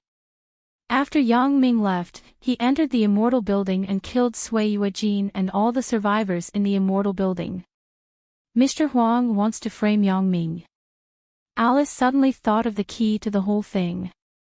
You are indeed the boss's sister. You are very smart. Huang Yukai nodded. The surveillance video of the Immortal Building completely recorded the time when Yang Ming entered the building. As long as this video is provided to the police, I believe that Yang Ming can't defend himself, but, will the police believe it? Alice asked hesitantly. It's hard to say whether the police will believe it or not, but if they don't believe it, can't we make them believe it? Huang Yukai smiled insidiously. At first, my idea was that as long as Yang Ming was caught for investigation, as long as he entered the detention center, I would be sure to find the boss in the detention center in Mount Jing. I would find a way to kill Yang Ming in a group fight. However, the boss said that Yang Ming's skills were good. This plan obviously won't work. Indeed, Yang Ming's skills are very good. Alice said, in order to gain Yang Ming's trust, I let my men pretend to be pirates to catch me. As a result, Yang Ming easily killed my men. When the Korean king of gamblers wanted to kill him in the casino, he easily resolved it. If my men didn't kill the Korean king of gamblers quickly, I am afraid that I would have been exposed at this moment. Sure enough. Although Huang Yukai heard the boss say how powerful Yang Ming was, he still didn't believe it when it was said by one person. However, when he heard Alice's words, Huang Yukai was more convinced that Yang Ming was not so easy to deal with. However, when I heard the boss mention Miss Alice, I thought of another idea. Huang Yukai said, with Miss Alice's international identity and influence, as long as you are a witness and testify to the police that you saw Yang Ming going to kill someone, then the police can't help but believe it. You mean, you want me to give false testimony? Alice frowned. Once I fail, won't I be exposed in advance? I believe that with Miss Alice's identity, you don't have to testify in court. You just have to testify to the police in secret. Huang Yukai said confidently, Miss Alice is a very famous person in the European upper class. As long as you have a request, the Mount Jing police will definitely keep your identity secret. That's possible. Alice nodded. Indeed, even if it was an ordinary witness, when the police asked for confidentiality, they could consider it at their discretion. With Alice's current international status, the police would definitely not insist on anything if they wanted to keep it a secret. After all, Alice's international influence was quite great. How about it? Miss Alice, what do you think of my suggestion? Huang Yukai was a little proud. The biggest highlight of this idea was Alice's identity. With Alice's identity as a witness, the police would definitely carefully consider Alice's testimony. Let me think about it. Alice hesitated. She didn't know why, but she didn't want Yang Ming to be finished immediately. She was still looking forward to the following university life. Alice had never been to university. She just wanted to experience the life of a university student, but she was disrupted by Huang Yutsai's plan. However, she had to admit that this was indeed an opportunity. Whether it could succeed or not was one thing. Chapter 1244. It had nothing to do with him and the assassination of Yang Ming, so Huang Yukai also stood up at the right time. He smiled and said to the black-shirt man and Alice, I just drank too much coffee. I will go to the bathroom and smoke a cigarette. The black-shirt man nodded with appreciation. Huang Yukai was very shrewd. He didn't want to know about things that had nothing to do with him. This was also an important reason why the black-shirt man was very happy to cooperate with him. The cooperation between the black-shirt man and Huang Yukai was limited to dealing with Yang Ming. The black-shirt man's other plans naturally wouldn't be known to Huang Yukai, but Huang Yukai didn't ask. He felt that this had nothing to do with him. If he asked too much, it would seem that he had other plans. Moreover, Huang Yukai didn't think that the black-shirt man was only targeting Yang Ming. The financial resources and power that the black-shirt man showed shocked Huang Yukai. If the black-shirt man only targeted Yang Ming, then this goal was a bit too short-sighted. Therefore, there must be a deeper level of hidden existence behind the black-shirt man. However, these things had nothing to do with Huang Yukai. Huang Yukai wasn't stupid. The more he knew, the deeper he would fall. He just wanted to kill Yang Ming, then he would part ways with the black-shirt man. As for what the black-shirt man would do after that, Huang Yukai was too lazy to ask, and it was impossible for him to continue to give advice. He didn't want to tie himself to the same chariot as the black-shirt man. Victoria had been listening to the movements in the private room next to her. When she heard the sound of the door opening from the private room next to her, Victoria suddenly felt nervous. However, in order not to arouse the suspicion of the people in the private room next to her, Victoria only opened a gap in her private room door. She could just see the scene in the corridor, but it didn't attract the attention of others. She saw that the door of the private room next to her opened, and a man in his 30s came out from inside. The man was a little thin, with a buzz cut. He didn't look too decent, and he was a little wretched. Seeing that it wasn't Alice, Victoria breathed a sigh of relief. This person wouldn't recognize her, so Victoria didn't need to be careful. That would make people suspicious. Victoria waited for the man in his 30s to leave the private room and closed the door. Then, Victoria walked out of the private room and followed the man in his 30s who came out of the private room next door. The guests in the corridor were not only Huang Yukai and Victoria. There were also waiters and guests in other private rooms, so Huang Yukai didn't suspect anything when people came and went. He didn't think much about it. Huang Yukai walked to the bathroom and didn't even look back. Victoria, on the other hand, sped up her pace, overtook Huang Yukai, and entered the bathroom first. The men's and women's restrooms in the coffee shop were distributed on both sides, which meant that the doors were opposite to each other. In the middle, which was the end of the corridor, was the washstand. Victoria saw Huang Yutsai's direction and naturally judged that he was going to the restroom. Because the emergency stairs and elevators were on the other side, there was nothing else here except for the bathroom. Therefore, it was inferred that Huang Yukai went in the direction of the bathroom. Victoria entered the women's bathroom first. Fortunately, there was no one in the bathroom. Otherwise, if Victoria moved the camera inside, it was hard to guarantee that she wouldn't be misunderstood. Huang Yukai naturally wouldn't pay attention to Victoria.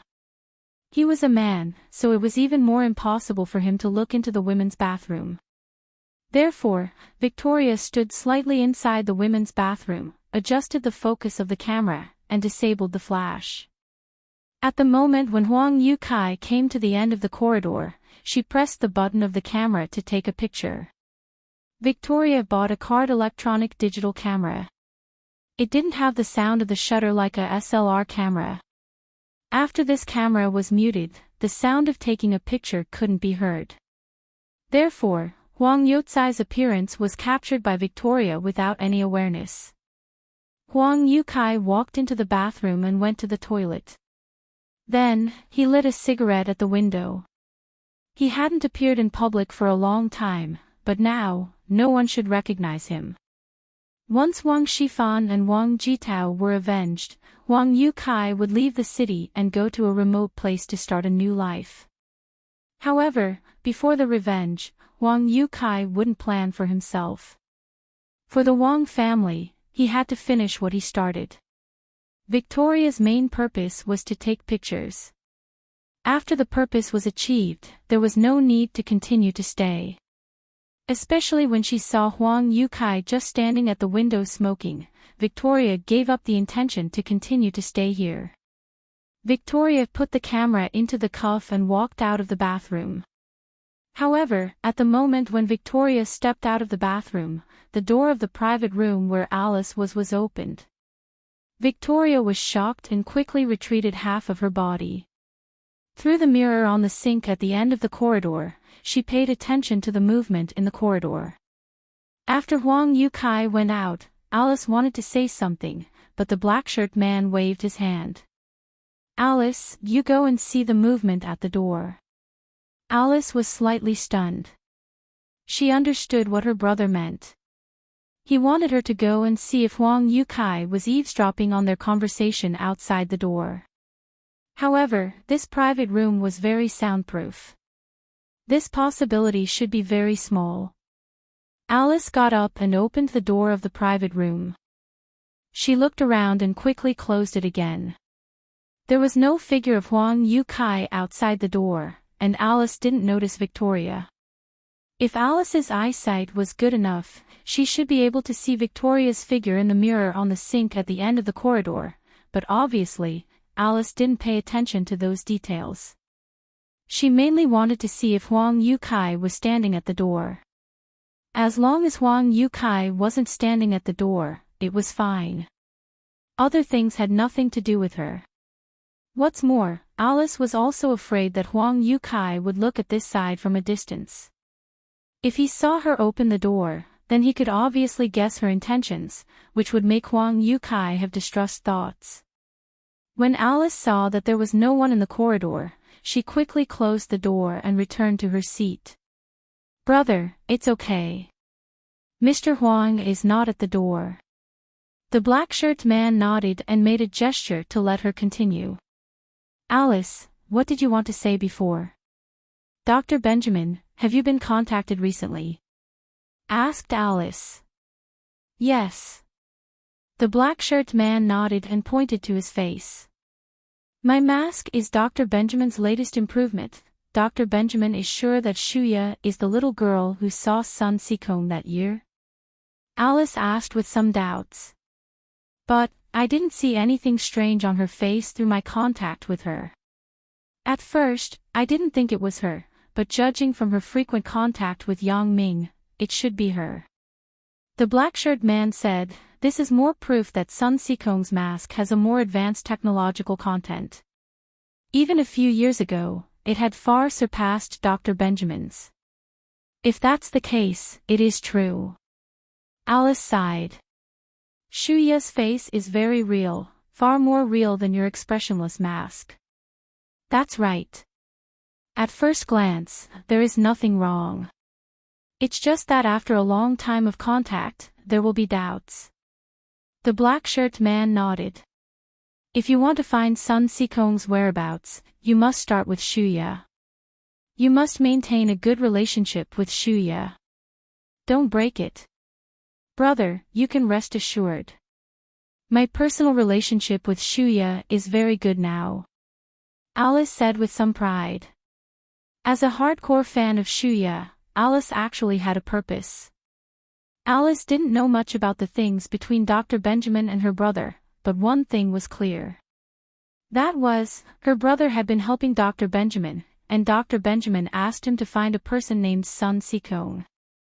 According to the investigation, Suya, who was now a star in the music industry, was the former Suya, but it was unknown why her face changed. After further investigation, it was found that when Sun Sikong settled in Songjiang, he did have frequent contact with a girl named Suya. But later, Sun Sikong disappeared, and this girl named Suya also disappeared. Originally, although Suya and Shuya only differed by one surname, they wouldn't fall into the eyes of the black-shirt man. After all, one was a famous singer in Hong Kong and Taiwan, and the other was a little girl in Songjiang. How could two unrelated characters be the same person? However, in the investigation, there was a major discovery. That was, Suya was actually Yang Ming's little girlfriend. This discovery made the black-shirt man a little surprised. However, he didn't see Yang Ming contact Suya again. Finding Suya became a very difficult task. However, coincidentally, the big star Shuya actually came to Songjiang to hold a concert. This didn't attract the attention of the black-shirt man. What caught his attention was the frequent contact between Shuya and Yang Ming. This made the black-shirt man have doubts. The two people who had no contact with each other were related to Yang Ming at the same time, especially their names were very similar. This made the black-shirt man think more. Especially when he knew about the mask function developed by Sun Sikong, the more the black-shirt man thought about it, the more he felt that this Shuya was likely to be Suya in the past, but she was wearing the mask developed by Sun Sikong. So, after this, the black-shirt man paid attention to Shuya, but his identity limited his actions, so he couldn't carry out further investigations on Shuya. Therefore, the black-shirt man entrusted his sister, Alice, to investigate Shuya's identity. After Alice received her brother's order, she pretended to be a fan of Shuya and used her influence in the European upper class to start collecting information on Shuya. What attracted the black-shirt man's absolute attention was the meeting between Yang Ming and Shuya in Macau. A big star without any scandals actually met with a strange man frequently. This was somewhat unreasonable. If there was no relationship between them, the black-shirt man wouldn't believe it.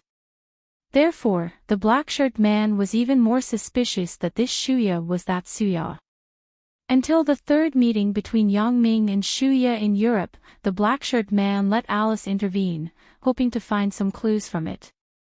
If Sun Sikong can join the organization, he will definitely be a very powerful help. The black-shirt man smiled. At that time, I don't have to be afraid of that person. Alice didn't know much about these things, so when her brother said these things, she couldn't make an evaluation. She could only nod silently. Keep a good relationship with Shuya. Try to get some information about Shuya from Yongming. The black-shirt man said, "We don't have much time." I understand. I will try my best. Alice responded solemnly. There was a knock on the door. The black-shirt man asked loudly in a hoarse voice, "Who is it?" "It's me." Huang Yotsai's voice came from outside the door. "Come in." The black-shirt man breathed a sigh of relief and said. Huang Yukai pushed the door and came in. He smiled and sat in his seat. "Have you and your sister finished talking?" "Hee, we haven't seen each other for a long time. It's nothing much to talk about." The black-shirt man waved his hand and said, "If there is nothing else, let's disperse. Keep in touch by phone." After Huang Yukai returned to the private room, Victoria also quickly left the bathroom and returned to her private room. She continued to attach her ear to the door, listening to the movement outside the door. When the sound of the door opening came again from the private room next door, Victoria noticed that Alice and two strange men came out of the private room together. One of them was the man she met in the bathroom. At this time, it was definitely impossible to go out and take photos. Not only was it easy to be discovered by these people, but it was not worth the loss to expose herself, especially when Alice knew her. Victoria didn't need to take the risk. However, Victoria came to the window in the private room. She opened the window and carefully looked at the terrain outside the window. Then, she quickly jumped on the windowsill, jumped out, and grabbed the air conditioner's iron frame under the windowsill. At this moment, Victoria's whole body was suspended in mid-air, and this was on the second floor. With the air conditioner's iron frame as a buffer, Victoria was not high from the ground downstairs. So, Victoria let go of her hand that was holding the air conditioner's iron frame and jumped to the ground below easily. This was the back of the coffee shop. There were few people, so when Victoria jumped down, she was not seen by anyone. In particular, Victoria's movements were very fast. It was smooth, and there was no pause in the middle. After reaching the ground, she quickly ran in the direction of the main entrance of the coffee shop. Alice, the black-shirt man, and Huang Yukai went downstairs normally, and they had to go to the bar on the first floor to check out, so their movements were naturally not as fast as Victoria. After Victoria came to the main entrance of the coffee shop, she quickly hid behind a station billboard.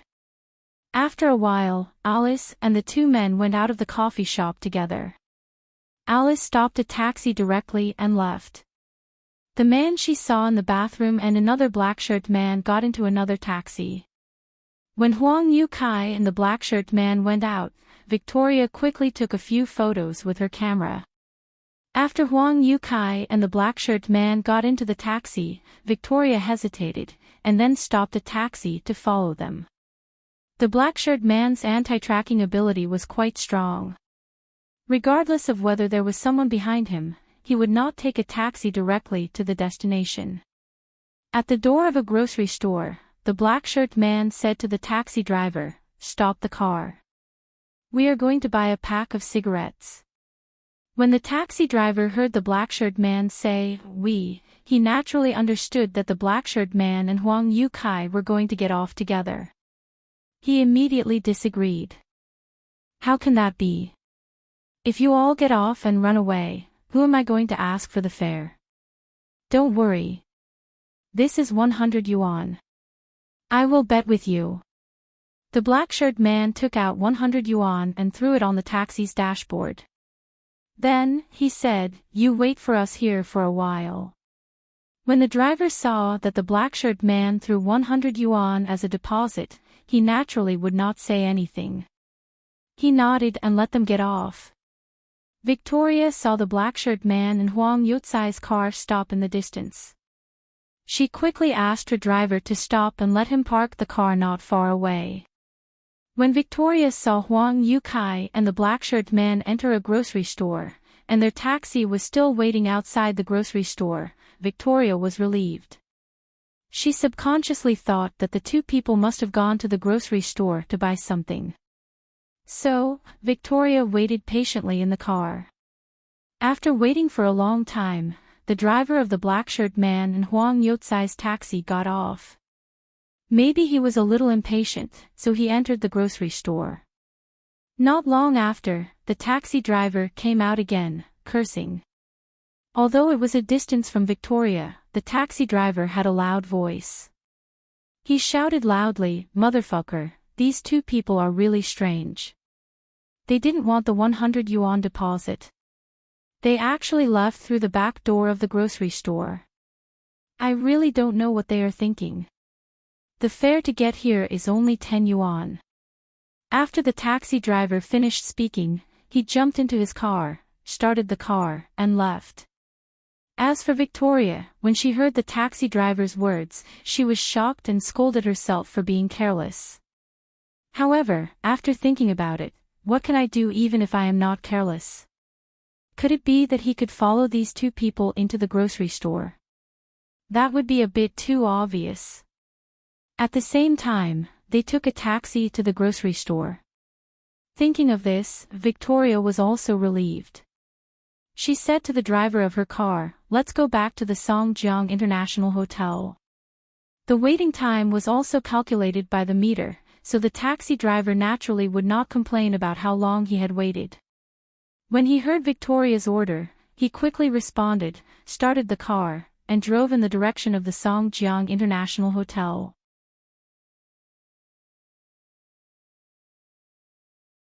Chapter 1245.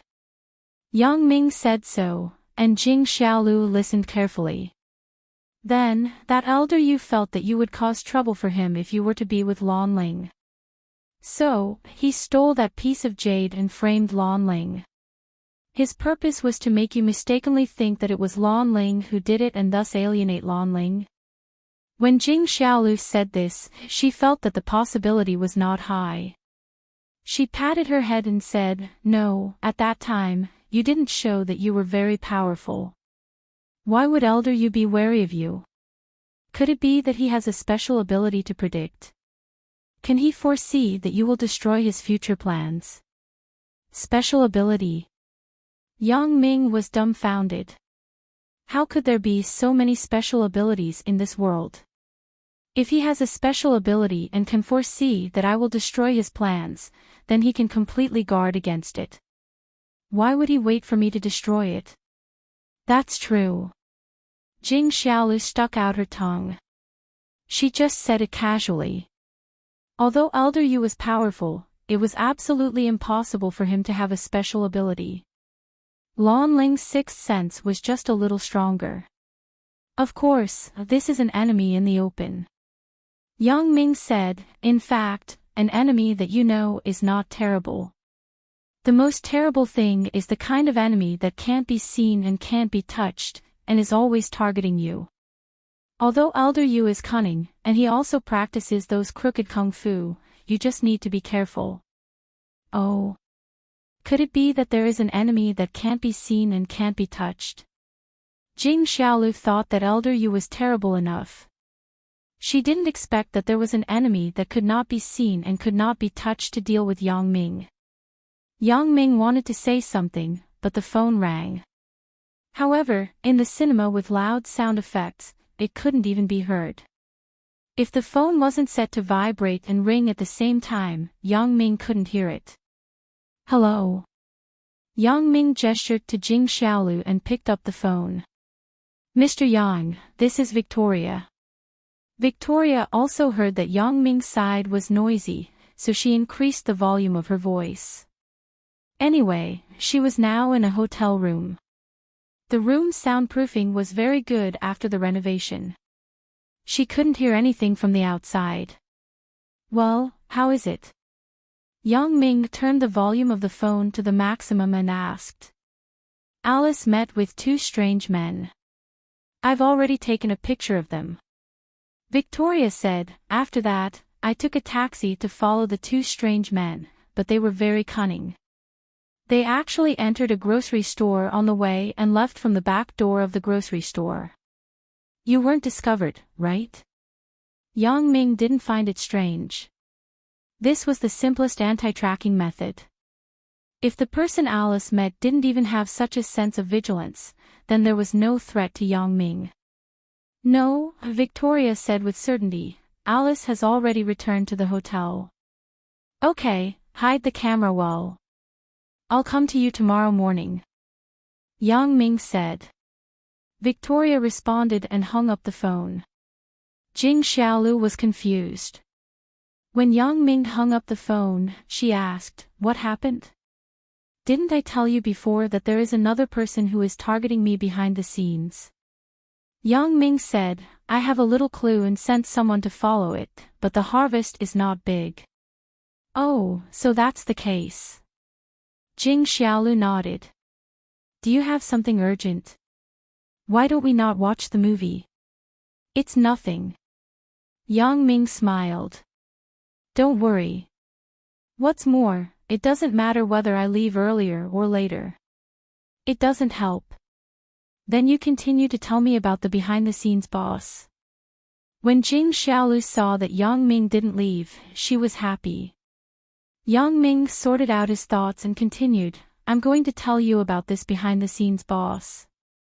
In fact, the first time I heard the term behind-the-scenes boss was in Macau. As Yang Ming spoke, he told Jing Xiaolu about his encounter with Wang Xiaoyan in Macau. Of course, Yang Ming did not say Wang Xiaoyan's real name, but replaced it with the word female assassin. Ah. How did you have a feud with the behind-the-scenes boss? In other words, you are still hindering other people's plans, so he is troubling you. Jing Xiaolu widened her eyes as if she was blaming Yang Ming for being a busybody. Did you do this because she is good-looking? She is very good-looking, but you are also very good-looking. Yang Ming glanced at Jing Xiaolu. I helped her mainly because I knew her before. This is the main reason. Jing Xiaolu smiled after listening to Yang Ming's words. She was happy that Yang Ming said that she was good-looking. It turns out to be like this. However, just because you saved the female assassin, the behind-the-scenes boss has a grudge against you. Isn't that too much of a waste of time? Yang Ming suddenly sweated after listening to Jing Xiaolu's words. Of course, it's not because of this. I feel that the behind-the-scenes boss seems to be targeting me more. Why do you say this? Asked Jing Xiaolu in confusion. Although I fought with the behind-the-scenes boss in Macau by accident, the later signs indicated a problem. That is, the target of the behind-the-scenes boss should be me. As Yang Ming spoke, he told Jing Xiaolu about the attack at Wang Xiaoyan's house and the encounter with the thief at the jewelry exhibition. Of course, Yang Ming did not mention the man who committed suicide at Wang Xiaoyan's house. He just said that she ran away afterward. The thief caught at the jewelry exhibition actually went to Macau to seek refuge with Jing Xiaoping. Jing Xiaolu fell into contemplation after listening. So, they are really under the orders of the same boss. But it's strange. He actually targeted you again. This is also where I find it strange. Yang Ming nodded and said, I have never understood. What did I do to offend these people? Why are they always targeting me? You must have hindered their interests. Of course, it's not just because you stopped them from killing the female assassin in Macau. After listening to Yang Ming's words, Jing Xiaolu pondered for a while and analyzed, perhaps, you have inadvertently hindered the other party's interests or wealth. It may not be a logical thing for you, but for them, you have become a thorn in their side. This is the most likely reason. Besides this, I really can't think of any other reason. I have inadvertently hindered other people's interests. Yang Ming frowned. He seemed to be recalling whether he had hindered other people's interests. However, since it was unintentional, he certainly did not have much of an impression. Jing Xiaolu was right. Perhaps something that seemed very ordinary or even reasonable to him had hindered other people's wealth. This was the most difficult to detect. He did not pay attention to it and inadvertently offended others.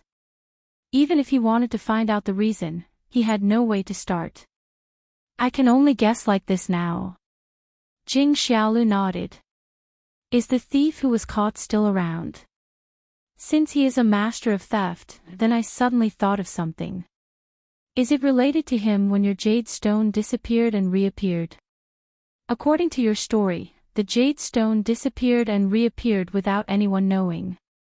In other words, the person who manipulated this matter is definitely a master of theft. So, is there any connection? After listening to Jing Xiaolu's analysis, Yang Ming's eyes suddenly lit up. Indeed, he only thought that the theft of the jade stone in Yunnan must be related to Elder Yu's people.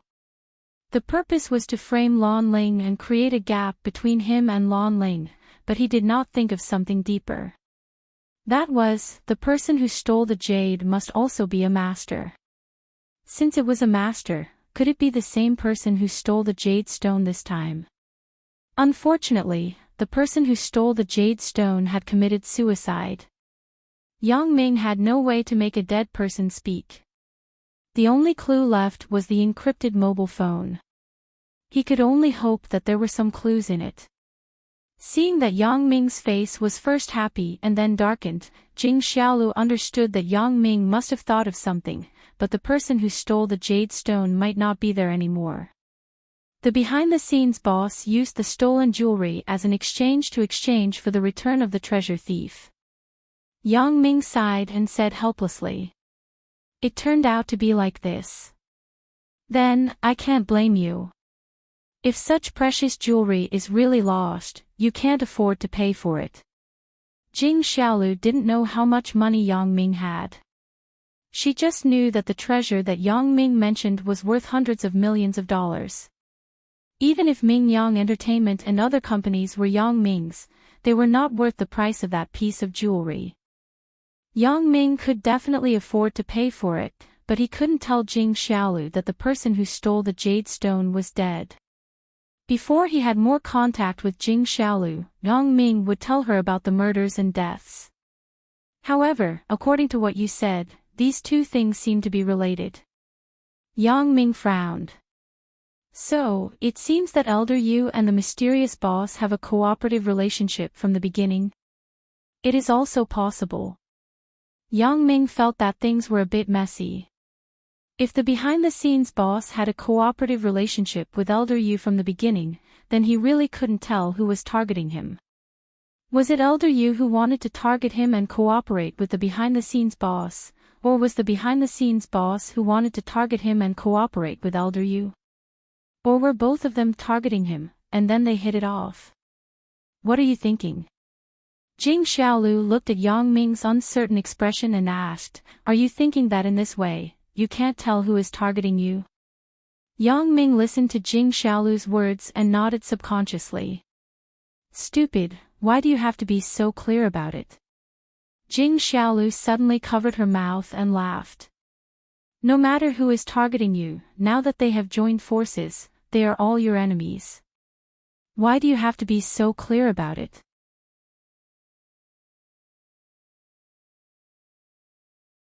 Chapter 1246. After listening to Jing Xiaolu's words, Yang Ming had a feeling of enlightenment. The reason was simple, but it was very practical. Since the two people were now targeting him at the same time, then he really didn't need to distinguish who was the master and who was the subordinate. It didn't matter who was the master as long as he was careful in the future. Ice Age was over, and the subtitles came out. Jing Xiaolu and Yang Ming suddenly realized that the movie was over so quickly. The two of them didn't watch much at all. Do you want it? Watch another one. Jing Xiaolu was a little unsatisfied. She watched the beginning before, and then she had been discussing Elder Yu and the behind-the-scenes boss with Yang Ming. She didn't watch the movie at all, so Jing Xiaolu also wanted to see if the little animals escaped and how they escaped. Okay. The midnight movie was a loop. After each movie was played, it would be repeated after a break. One ticket could watch until dawn.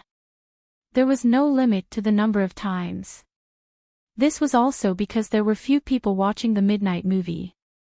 The cinema used this trick to attract young couples. If a movie was played multiple times, even if some couples missed the plot, they could continue to watch the next scene to make up for the missing plot of the previous scene. The lights of the cinema were on. Gu Xiniao and Bai Hai obviously didn't mean to leave.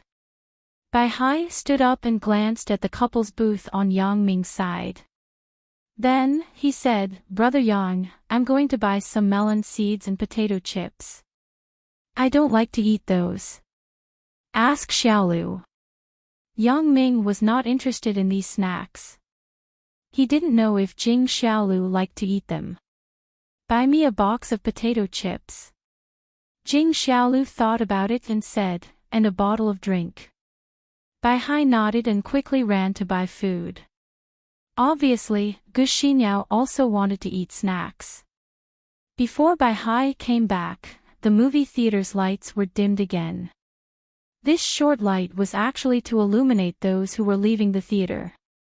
However, the people in the movie theater probably knew that there were fewer people leaving the theater at night, so a few minutes of light was enough.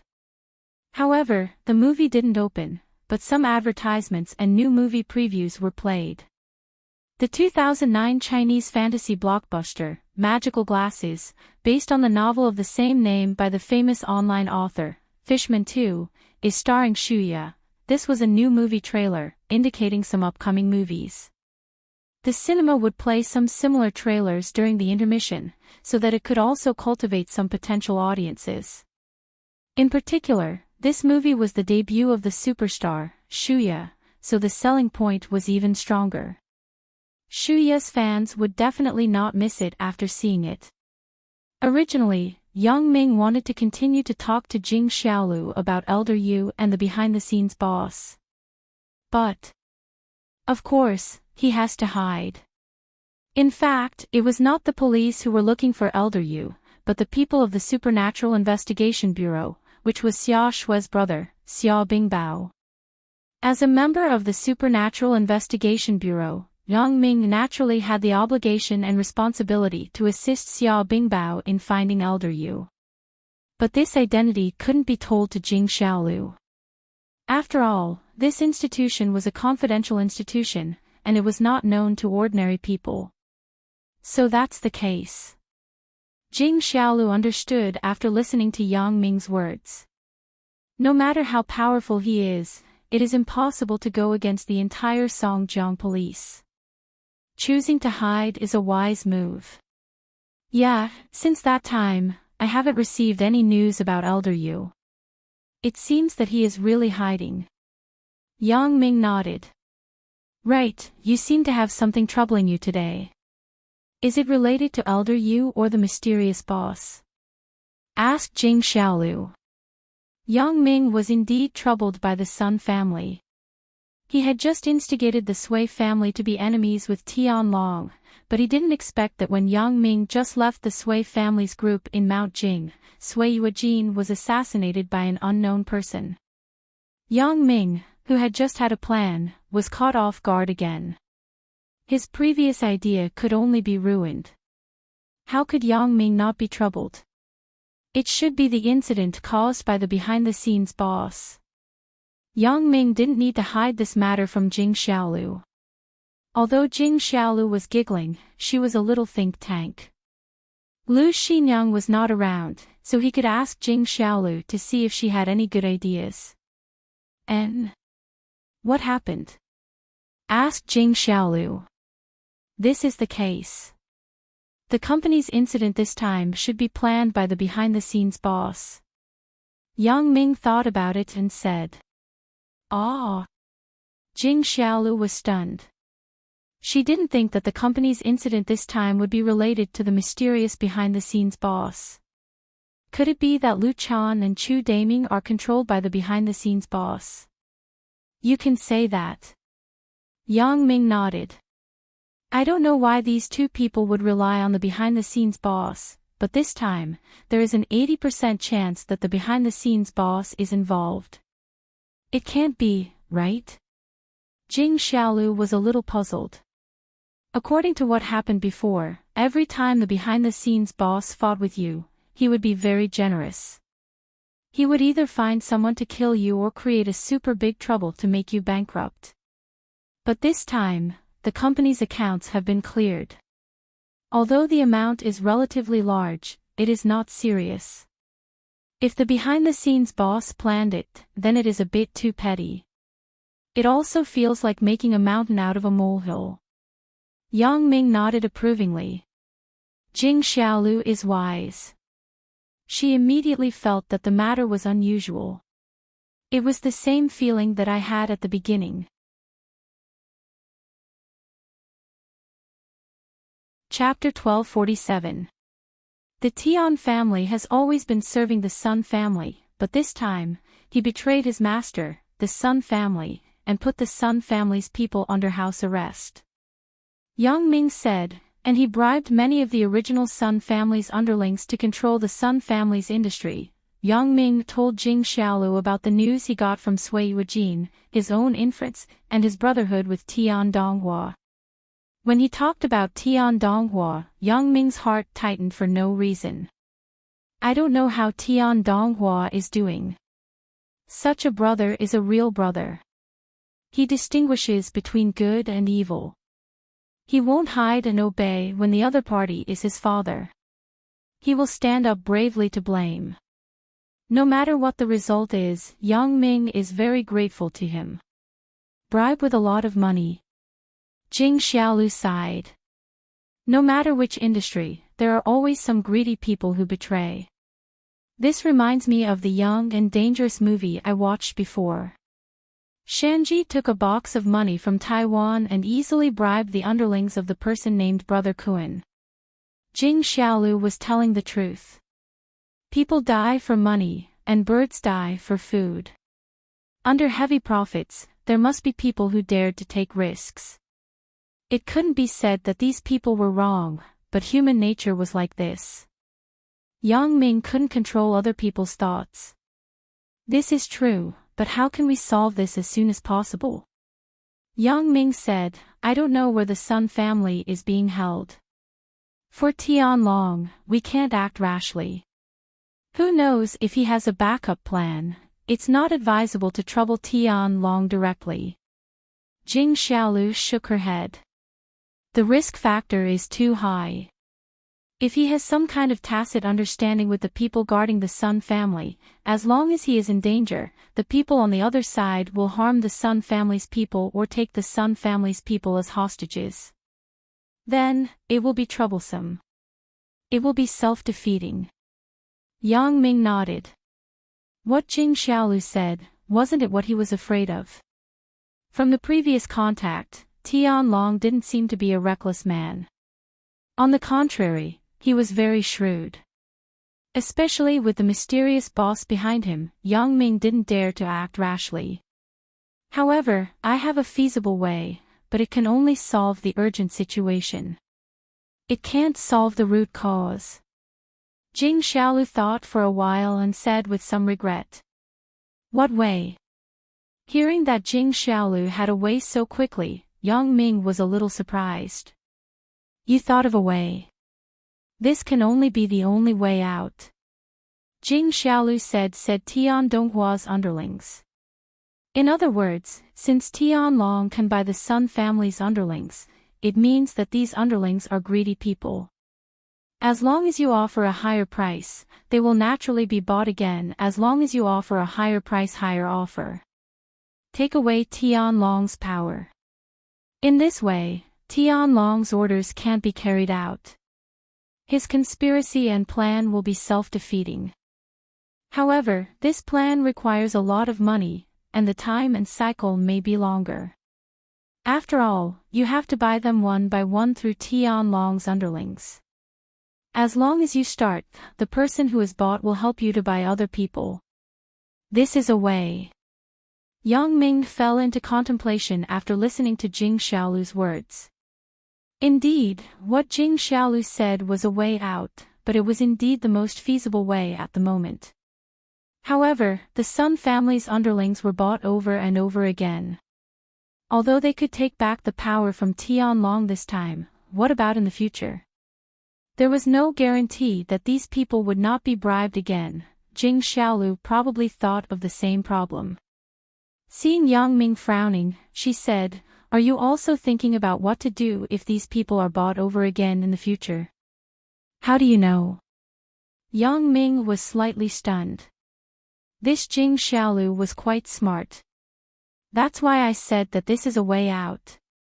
It treats the symptoms but not the root cause." Jing Xiaolu was also very distressed. If it is like in wuxia novels, you can give these underlings a 3-carrion brain magic pill, and they won't dare to mess around. 3-carrion brain magic pill. The speaker didn't mean it, but the listener meant it. Jing Xiaolu was probably just joking, but Yang Ming thought of a very important thing, which was voodoo. Yang Ming didn't know what the 3-carrion brain magic pill was, but according to the introduction in TV series or novels, this should be something similar to voodoo. After eating it, the voodoo would lurk in the body. If the drug to suppress the toxicity was not taken regularly, then the poison would kill the person. Yang Ming remembered that Lan Ling seemed to have said that voodoo had a similar effect. Moreover, I have Zhang Jixin by my side. Thinking of this, Yang Ming suddenly had a wonderful idea. However, this was also because of Jing Xiaolu's inspiration. If these voodoo were given to Tianlong's underlings, they probably wouldn't dare to be disloyal even if they were beaten to death. This was also a way to get it done once and for all, so that they wouldn't dare to betray him casually in the future. It also saved a lot of trouble for the Sun family. "Xiaolu, thank you for reminding me. I really thought of an idea." Yang Ming thought of this and was suddenly a little excited.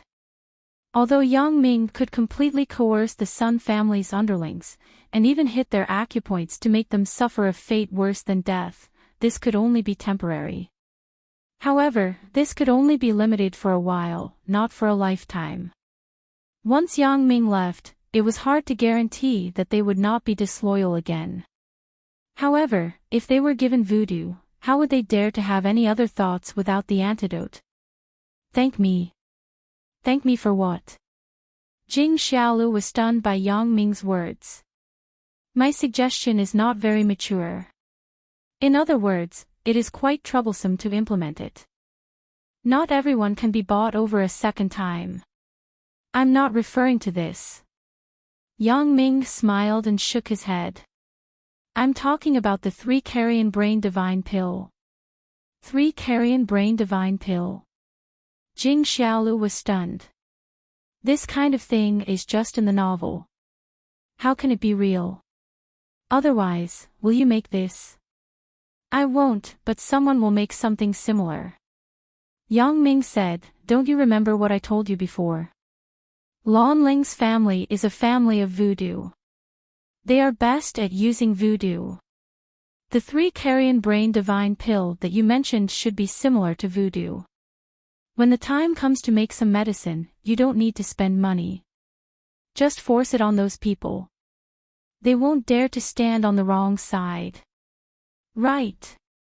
Jing Xiaolu was very happy to hear what Yang Ming said. "How could I forget this? I also read a novel about voodoo by Wesley. It said that there is a voodoo that can prevent others from betraying. As long as they betray, they will explode and die.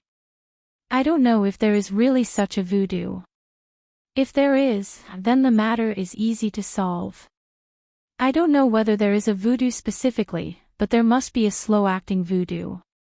Every once in a while, it needs an antidote to suppress it. Once the antidote is not taken on time, then the voodoo will attack and die," said Yang Ming. This is also possible. Jing Xiaolu nodded and said, if I knew you had this kind of convenience, I wouldn't have to think so hard. If you give them the medicine, let's see who dares to listen to Tianlong. Then, Tianlong will become a commander without an army. Everyone will betray him, haha. Jing Xiaolu and Yang Ming guessed correctly. Tianlong was not a fool. After learning that Tian Donghua had informed Yang Ming, Tianlong became more cautious. Little Wang, come in. Tianlong pressed the intercom system on the desk and said to the person outside. Not long after, there was a knock on the door of Tianlong's office. Please come in, said Tianlong. Little Wang pushed open the door of the office and walked in. This Little Wang was not someone else. He was Sun Hongjuan's driver and the mole that Tianlong had placed beside Sun Hongjun. In general, the people around the boss were very difficult to bribe because the boss treated them well. So, if Tianlong wanted to bribe them directly, it was likely to backfire and expose his purpose. Therefore, Tianlong directly arranged for Sun Hongjuan's closest driver and bodyguard to be one of his people, Xiao Wang. In this way, once Tianlong made trouble, Xiao Wang could coordinate with him from the inside and quickly help him seize power.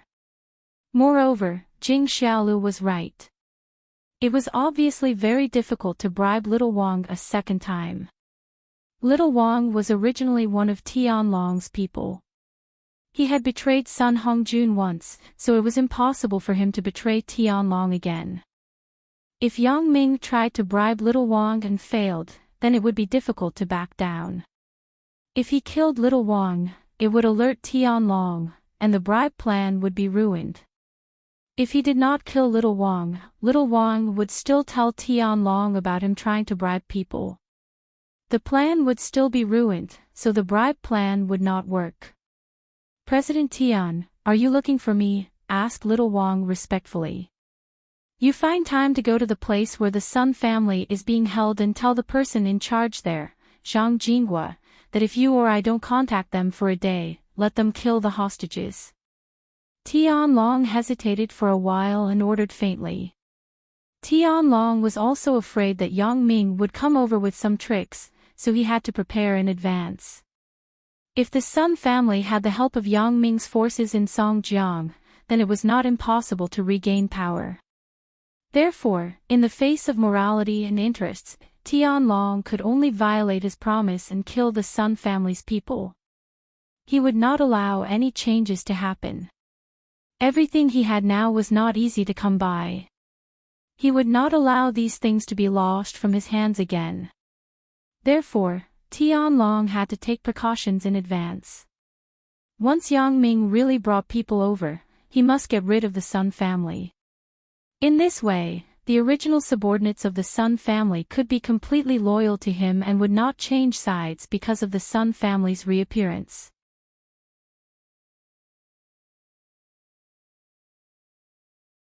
Chapter 1248. Yes. Little Wang's face moved slightly, but he still agreed. Although he was trained by Tianlong, he had been with Sun Hongjun for so many years. Even if there were no feelings, he had developed feelings for Sun Hongjun. What's more, Sun Hongjun treated him well. Now that he was asked to convey such an order, Little Wang's heart was still very uncomfortable. However, so what if he was uncomfortable? It couldn't be helped even if he was uncomfortable. His fate was like this. He had no way to resist. Help me take a look at Donghua. See how he is now. Tianlong said this, and his expression was a little sad. After all, Tian Donghua was his son. He was now under house arrest, and he felt uncomfortable in his heart.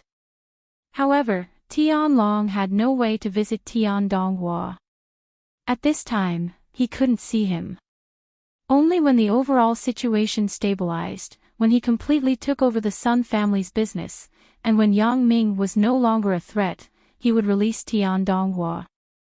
He hoped that Tian Donghua could understand his painstaking efforts.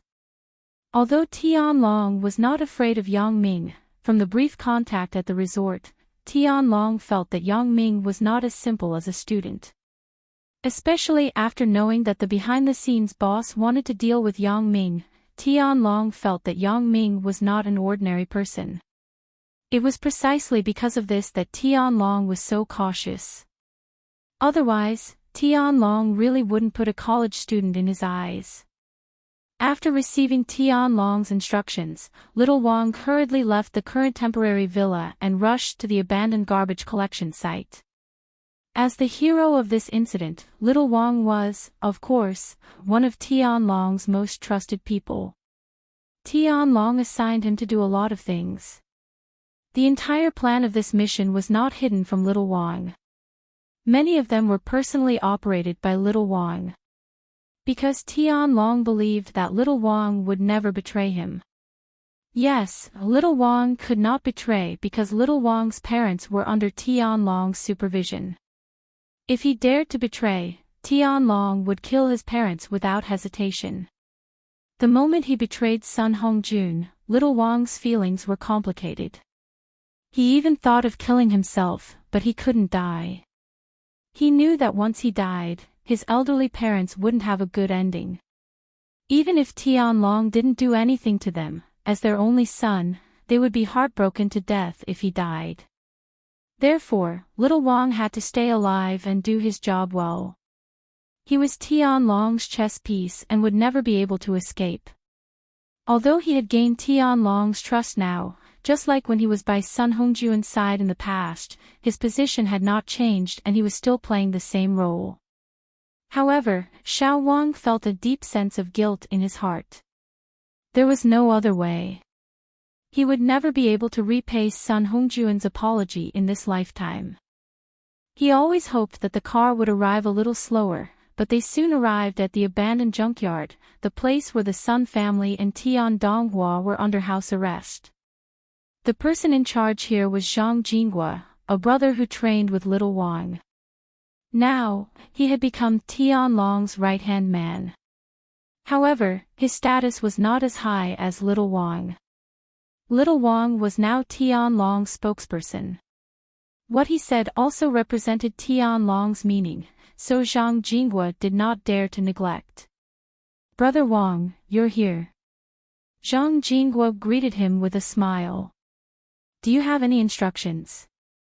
Little Wang sighed and said faintly, "Let's talk inside." Although this was an abandoned junkyard, the rooms were still very good. Zhang Jinghua's office was like this, and the rooms where the Sun family and Tian Donghua were under house arrest were also good. President Tian gave a new order. After entering the office and closing the door, Little Wang said to Zhang Jinghua, "President Tian and I will contact you every day. Once there is a day when neither of us has contacted you, kill the Sun family, I understand." Zhang Jinghua had no feelings for the Sun family, so when Little Wang said that, he agreed. "Let President Tian rest assured. I will handle this matter well. And, this way, before you kill them, call me or President Tian first. If you really can't get through, then do it." Little Wang was also afraid that he or Tianlong would forget to call because they were too busy. Then, wouldn't the Sun family die in vain? In Little Wang's heart, he did not want anything to happen to the Sun family, so he added another sentence. "Okay, I will remember." Zhang Jinghua naturally did not know if this was said by Tianlong or Little Wang, but since it was said by Little Wang, it meant that it was said by Tianlong. Zhang Jinghua naturally agreed. Little Wang nodded and said, "How is young Master Tian?" "AI." Speaking of Tian Donghua, Zhang Jinghua was a little worried, and his brows were locked up. Since young Master Tian was locked here, he did not eat or drink. When I talked to him, he ignored me. It has been a long time, and he has not eaten anything. At that time, Little Wang also heard the argument between Tian Donghua and Tianlong behind the scenes. For Tian Donghua's mood, Little Wang could naturally understand. For friends and justice, Tian Donghua was determined to fall out with his father. How much determination and courage did this require? Therefore, from the bottom of his heart, little Wang admired Tian Donghua. At least he dared to fight. However, admiration did not affect little Wang. Because of Tian Donghua's special identity, Tian Long could not do anything to Tian Donghua. In any case, Tian Donghua was Tian Long's son. This could not be changed. But little Wang was different. Little Wang could only accept the arrangement of fate. I will go and see him. Little Wang and Tian Donghua were still familiar.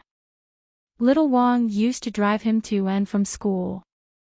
At that time, the most trusted person around Sun Hongjun was Tian Long, so Tian Long could also order little Wang to do something. Naturally, little Wang was also familiar with Tian Donghua. When he came to the door of Tian Donghua's room, Zhang Jingguo waved his hand, and one of his men opened the door of the room. Tian Donghua was lying on the bed at the moment. When someone came in, he didn't look because he knew that even if he opened the door and let him run, he couldn't run away. His father's men were all around. How far could he run? He was afraid that he would be caught before he could run out. Therefore, Tian Donghua was too lazy to do those laborious and useless things.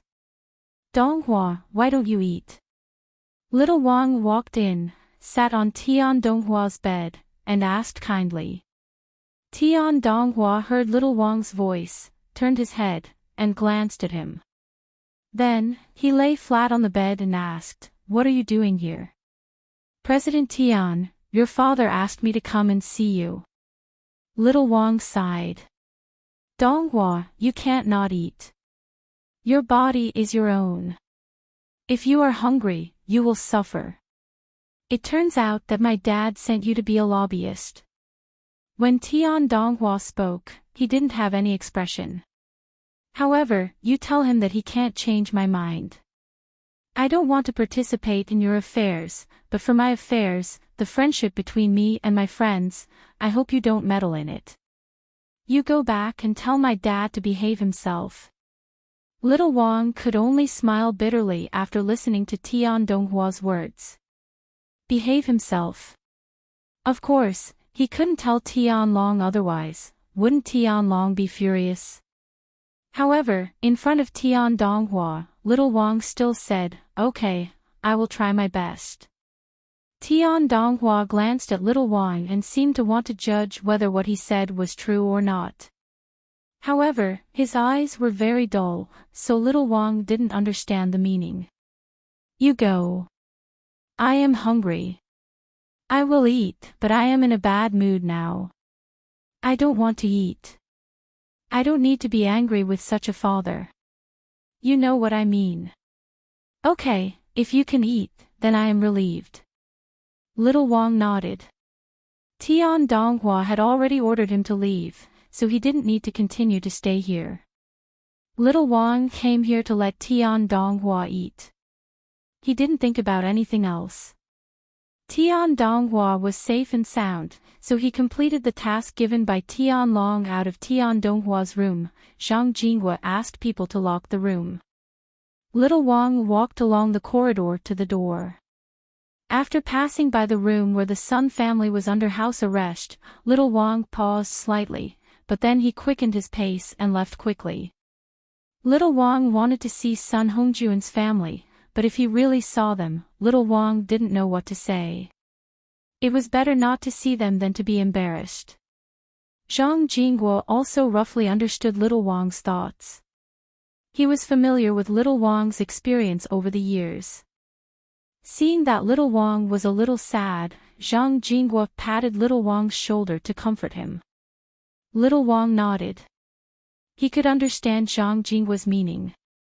People like them could only let fate choose them, and they had no right to change their fate. Xiaolu, brother Yang. Yang Ming and Jing Xiaolu were talking when they suddenly heard Gu Xiniao's voice. When they looked up, Gu Xiniao was looking over from the booth next to them. "What's wrong?" "Sister Xiniao. Jing Xiaolu turned and asked. Bai Hai has been gone for a long time. Why hasn't he come back yet? Gu Xiniao was a little worried. Why don't you accompany me to take a look?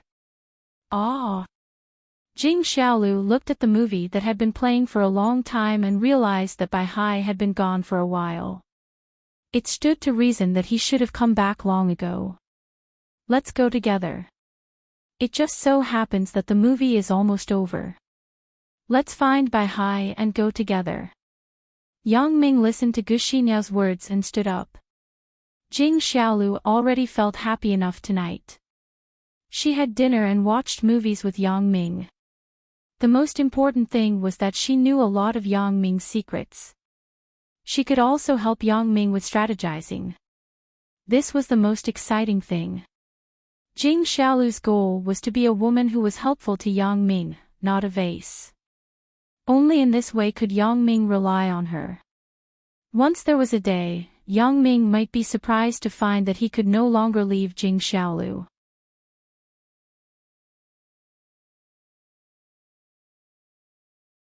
Chapter 1249. This was Jing Xiaolu's plan. A simple chase was simply useless. Jing Xiaolu also planned to give up. Even if she dressed up and hung around Yang Ming all day long, Yang Ming would not be interested in her. If she could be by Yang Ming's side and give him advice, she would be a woman who was really useful to Yang Ming. This way, the chances of winning would be greater. Therefore, for Jing Xiaolu, today's harvest was enough. There was no need to continue to pester Yang Ming. The most important thing now was to let Yang Ming do the business. Only when the matter was solved, then Yang Ming would have the mood to do other things. More importantly, if Yang Ming successfully solved the Sun family's matter this time, then Jing Xiaolu would definitely have a part in it. As a result, she would have a legitimate reason to ask for credit. It would not be a problem to ask Yang Ming to treat her to a meal. Yang Ming, Jing Xiaolu, and Gu Xiniao walked to the exit of the cinema together. At the bathroom door not far away, they saw Bai Hai. At the moment, he was being pestered by a girl, claiming that Bai Hai should be responsible. This kind of scene made Yang Ming, Jing Xiaolu, and especially Gu Xiniao a little unprepared. Gu Xiniao's face was a little pale at the time. She had a relationship with Bai Hai's boss, Wu Tian. This was a shame in Bai Hai's heart. Although he did not mention it later, Gu Xiniao knew that Bai Hai would definitely feel uncomfortable. Therefore, Gu Xiniao was always afraid that Bai Hai would not want her, especially when Bai Hai was getting better and better. Gu Xiniao was even more afraid that Bai Hai would look for other women behind her back, so she watched Bai Hai closely. Fortunately, Gu Xiniao knew that if she wanted to keep her position, she could only start with Yang Ming. As long as Yang Ming looked after her, she was not afraid that Bai Hai would have any tricks up his sleeve. Therefore, Gu Xiniao always maintained a good relationship with Lin Jiyun and maintained a good relationship with Lin Jiyun. Now that she had a stronger relationship with Jing Xiaolu, Gu Xiniao was not afraid that Bai Hai would have crooked thoughts. Just as he was feeling smug, he didn't expect to see such a scene. Another woman actually ran over, grabbed Bai Hai, and made him take responsibility. Without thinking, he knew what was going on. That was why Gu Xiniao's face was so ugly. Although Gu Xiniao was very angry, she couldn't lose her temper in front of Yang Ming and Jing Xiaolu. She could only desperately endure it. Even though tears were rolling in her eyes, Gu Xiniao didn't argue with Bai Hai. Jing Xiaolu also heard this sentence, but she was much more rational than Gu Xiniao. Jing Xiaolu carefully looked at Bai Hai's expression, and then looked at the expression of the girl who grabbed Bai Hai. Jing Xiaolu had some doubts. Sister Xiniao, don't think so much. Things may not be so complicated. Yang Ming didn't think that Bai Hai was the kind of person who would sneak out to have sex with a girl and be irresponsible. Bai Hai's feelings were quite loyal, but he might have a one-night stand with a prostitute. These were not unbearable, and Gu Xinyao obviously acquiesced to this. However, this kind of matter of a mistress coming to the door was really shameful. Therefore, Yang Ming's idea was the same as Jing Xiaolu's. That was to be patient and see the situation clearly first. Bai Hai obviously also saw Yang Ming and the others coming over.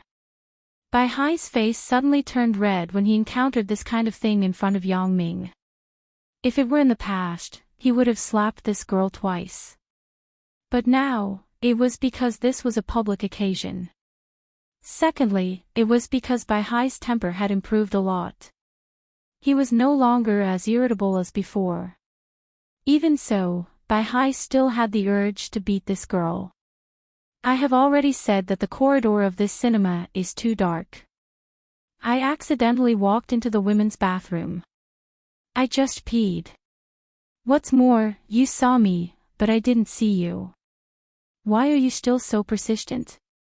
Bai Hai was a little anxious. If the other party wasn't a girl, he would have already kicked her. Moreover, it's dark in the bathroom. How can you see me? But now, he was indeed in the wrong, so he defended himself. Otherwise, if he really hit someone and attracted the security, he really couldn't explain it clearly. Bai Hai's sentence was actually an explanation for Yang Ming and Gu Xinyao to hear.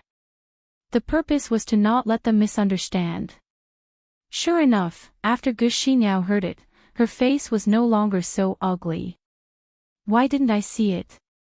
The girl straightened her neck and said, I saw it. You wore a blue plaid underwear. I can sue you for being a hooligan.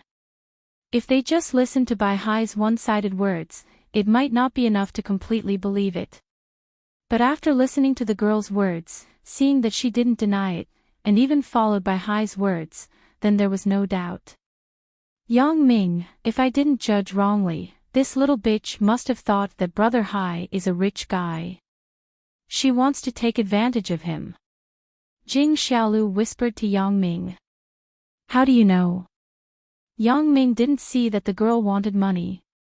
Looking at her, it seemed that she just wanted to seek justice. Of course, I know. Jing Xiaolu said this and stuck out her tongue. In the past, we often took advantage of this kind of rich guy. This kind of spendthrift just happened to have something in his hands. So, how can we not take advantage of him? Really? Yang Ming didn't pursue Jing Xiaolu's past, but continued to watch. Whether it is or not, you will know when you see it yourself, said Jing Xiaolu. However, just as Jing Xiaolu's voice just fell, she heard the girl yell, how about this? You compensate me for the mental damage, and this matter will be over. You want to extort? Bai Hai frowned.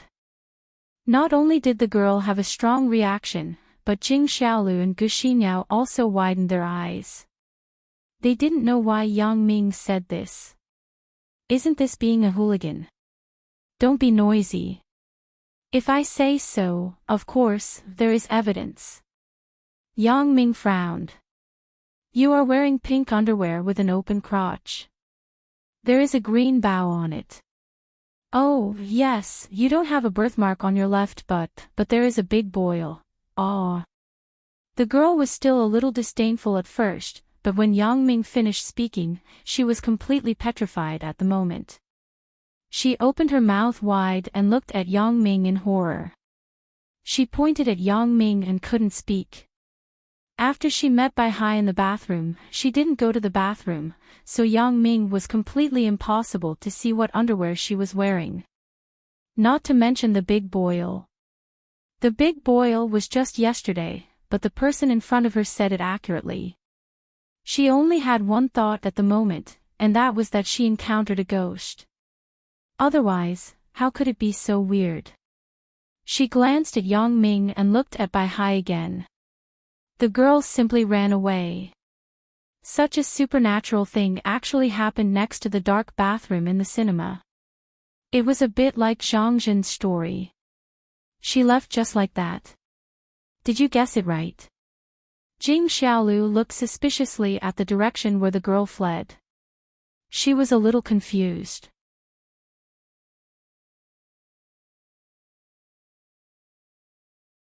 Chapter 1250. Yang Ming's words made the arrogant chick who was waiting to blackmail Bai Hai turn around and run away. This made Jing Xiaolu and Gu Xinyao feel a little strange. I don't know if I guessed correctly, but she was really scared away. Yang Ming shrugged. It's impossible, right? If you didn't guess correctly, why would she run away? Jing Xiaolu was a little curious. Right, how did you know? Me? Yang Ming smiled and said, I have X-ray vision. Do you believe it? TSK, Jing Xiaolu snorted. Apparently, she didn't believe Yang Ming's words. Yang Ming didn't explain much. Things were often like this. Sometimes when you told the truth, the other party wouldn't believe it, but when you lied, the other party would believe it.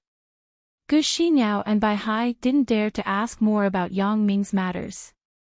At this moment, Bai Hai still had a lingering fear, and he didn't have the interest to continue watching the movie. When he heard that Yang Ming didn't want to watch the movie, they went out of the cinema together. Yang Ming had something to do and was in a hurry to see Zhang Jishin and Victoria. Jing Xiaolu naturally knew that Yang Ming had something to do and was in a hurry to do it, so she didn't continue to pester Yang Ming. Many things were like this. Going too far was as bad as falling short. Jing Xiaolu was very satisfied with the current progress of her relationship with Yang Ming. She didn't expect further development, so now it was important for Yang Ming to do business. I'm going to the Songjiang International Hotel. I'll send you there. How about you stay there tonight? Yang Ming asked Jing Xiaolu. It was still possible to knock on the door of the dormitory building, but now, it was already past midnight. It was impossible to go back to school, so he could only arrange for Jing Xiaolu to stay in the hotel. Okay, as long as it doesn't affect your work. Jing Xiaolu nodded obediently. I will take a look tomorrow morning. If I have time, I will send you to school. If I don't have time, I will ask Bao Sonli to find someone to send you. Yang Ming said as he got into the car and let Jing Xiaolu sit in the front passenger seat. This time, Jing Xiaolu didn't rush to drive. Although Jing Xiaolu knew the location of the Songjiang International Hotel, and Jing Xiaolu often went there from the head office to inspect the work, she was a novice driver after all. Yang Ming was in a hurry now, so it was better to let Yang Ming drive. The lobby manager of the Songjiang International Hotel naturally knew Jing Xiaolu. Now, Jing Xiaolu had become a hot newcomer in the group. When he saw Jing Xiaolu enter, he quickly greeted her and said politely, Assistant Jing, it's so late. You're here. However, just as the lobby manager was speaking halfway, he saw Yang Ming who came in with Jing Xiaolu. He was shocked. They weren't very clear about the true identity of Yang Ming, but they knew that Yang Ming was a person who was about the same level as Bao Sonli and Ho Junhan. He also had a large number of shares in the group. The president of the hotel, Guo Jianchao, was very respectful to Yang Ming. Before he had a part-time job as the vice president of Ming Yang Entertainment, he was in charge of the hotel. Every time Yang Ming came, he would personally greet him. Not long after Jing Xiaolu entered the group, she was promoted to the position of assistant to the general manager. It was rumored that it was because she had an unusual relationship with Yang Ming. There were rumors in the group that Jing Xiaolu was Yang Ming's lover, but rumors were just rumors. They had not been confirmed. However, seeing Yang Ming and Jing Xiaolu appear here together so late at night, the lobby manager was sure that the rumors were not groundless. Mr. Yang, you are here too. Should I inform President Guo? The lobby manager quickly stepped forward and asked. Guo Jianchao had given him an order before. As long as Yang Ming came, he must call him to inform him. However, Yang Ming didn't seem to like this kind of show, but the lobby manager couldn't defend both sides, so he could only ask Yang Ming to see his opinion. If Yang Ming was unwilling, then the lobby manager could evade Guo Jianchao. He could just say that it was Yang Ming's opinion. No need. Yang Ming waved his hand. It's so late. Why should I call him? Especially on this special day, Guo Jianchao must still be settling accounts in the group, so looking for Guo Jianchao was equivalent to giving him trouble. Yang Ming wouldn't do this. Give me a room, and then you can go and do your work. Yang Ming told the lobby manager. Okay, Mr. Yang, you and Assistant Jing will stay in the penthouse suite reserved for you. The lobby manager said. Ah.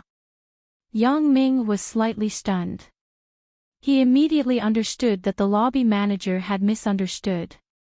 Obviously, he thought that Yang Ming wanted to stay with Jing Xiaolu. However, if Yang Ming asked him to change it to an ordinary room, it would be inappropriate to say it now.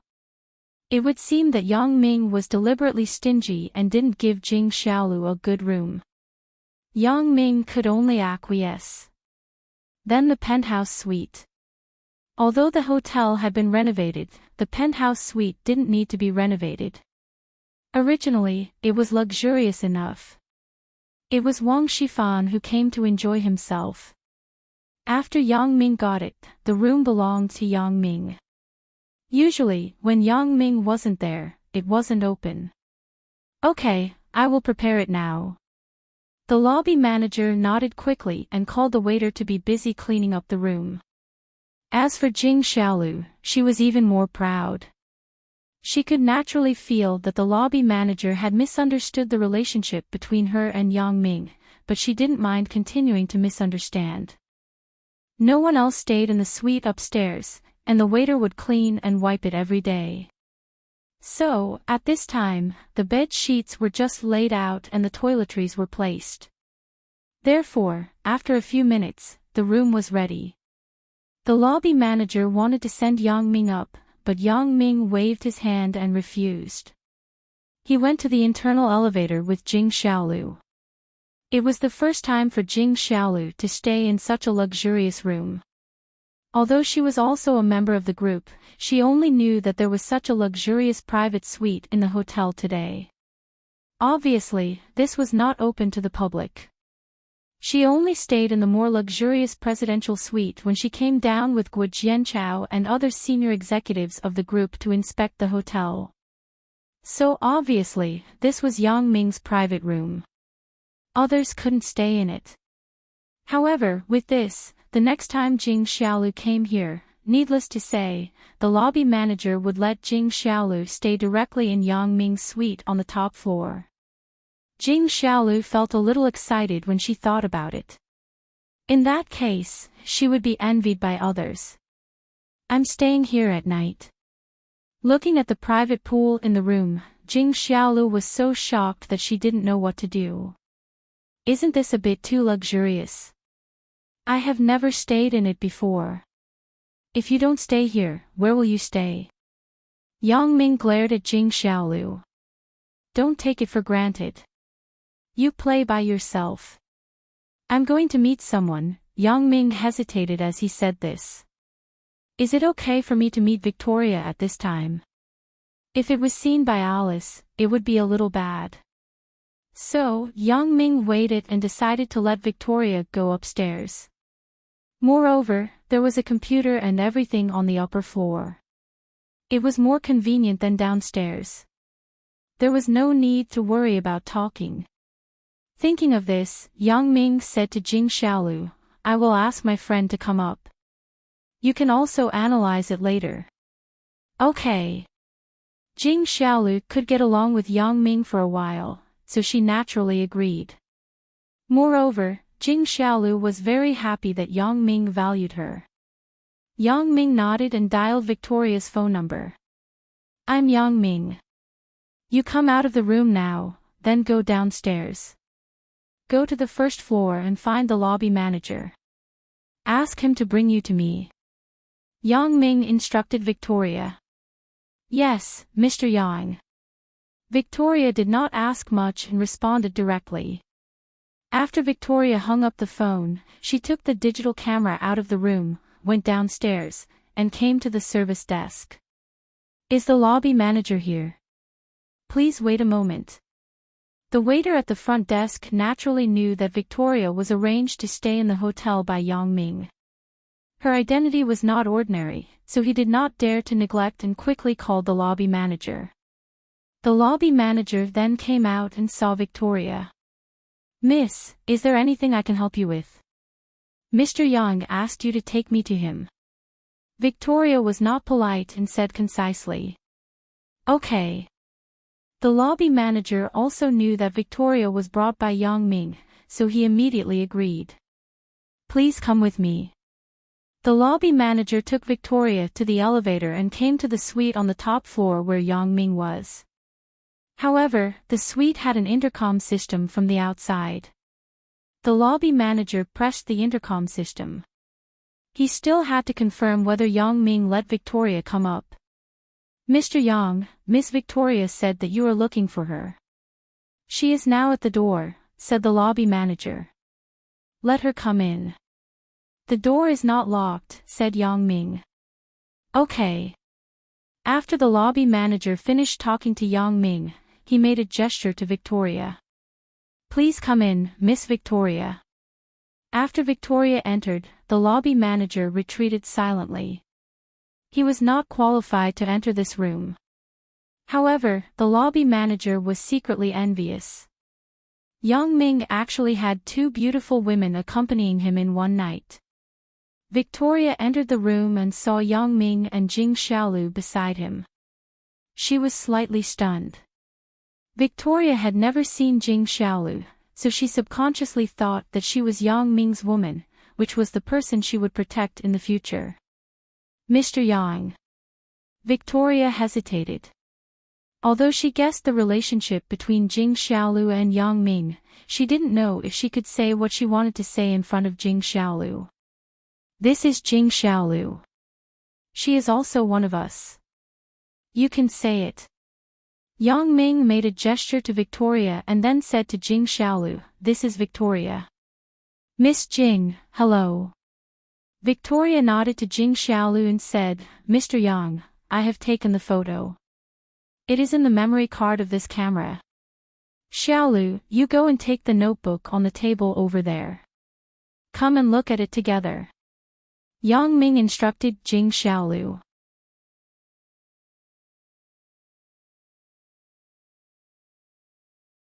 Chapter 1251. Jing Xiaolu took the notebook.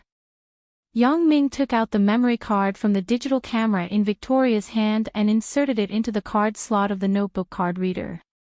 The notebook here was also specially prepared by Guo Jianchao for Yang Ming.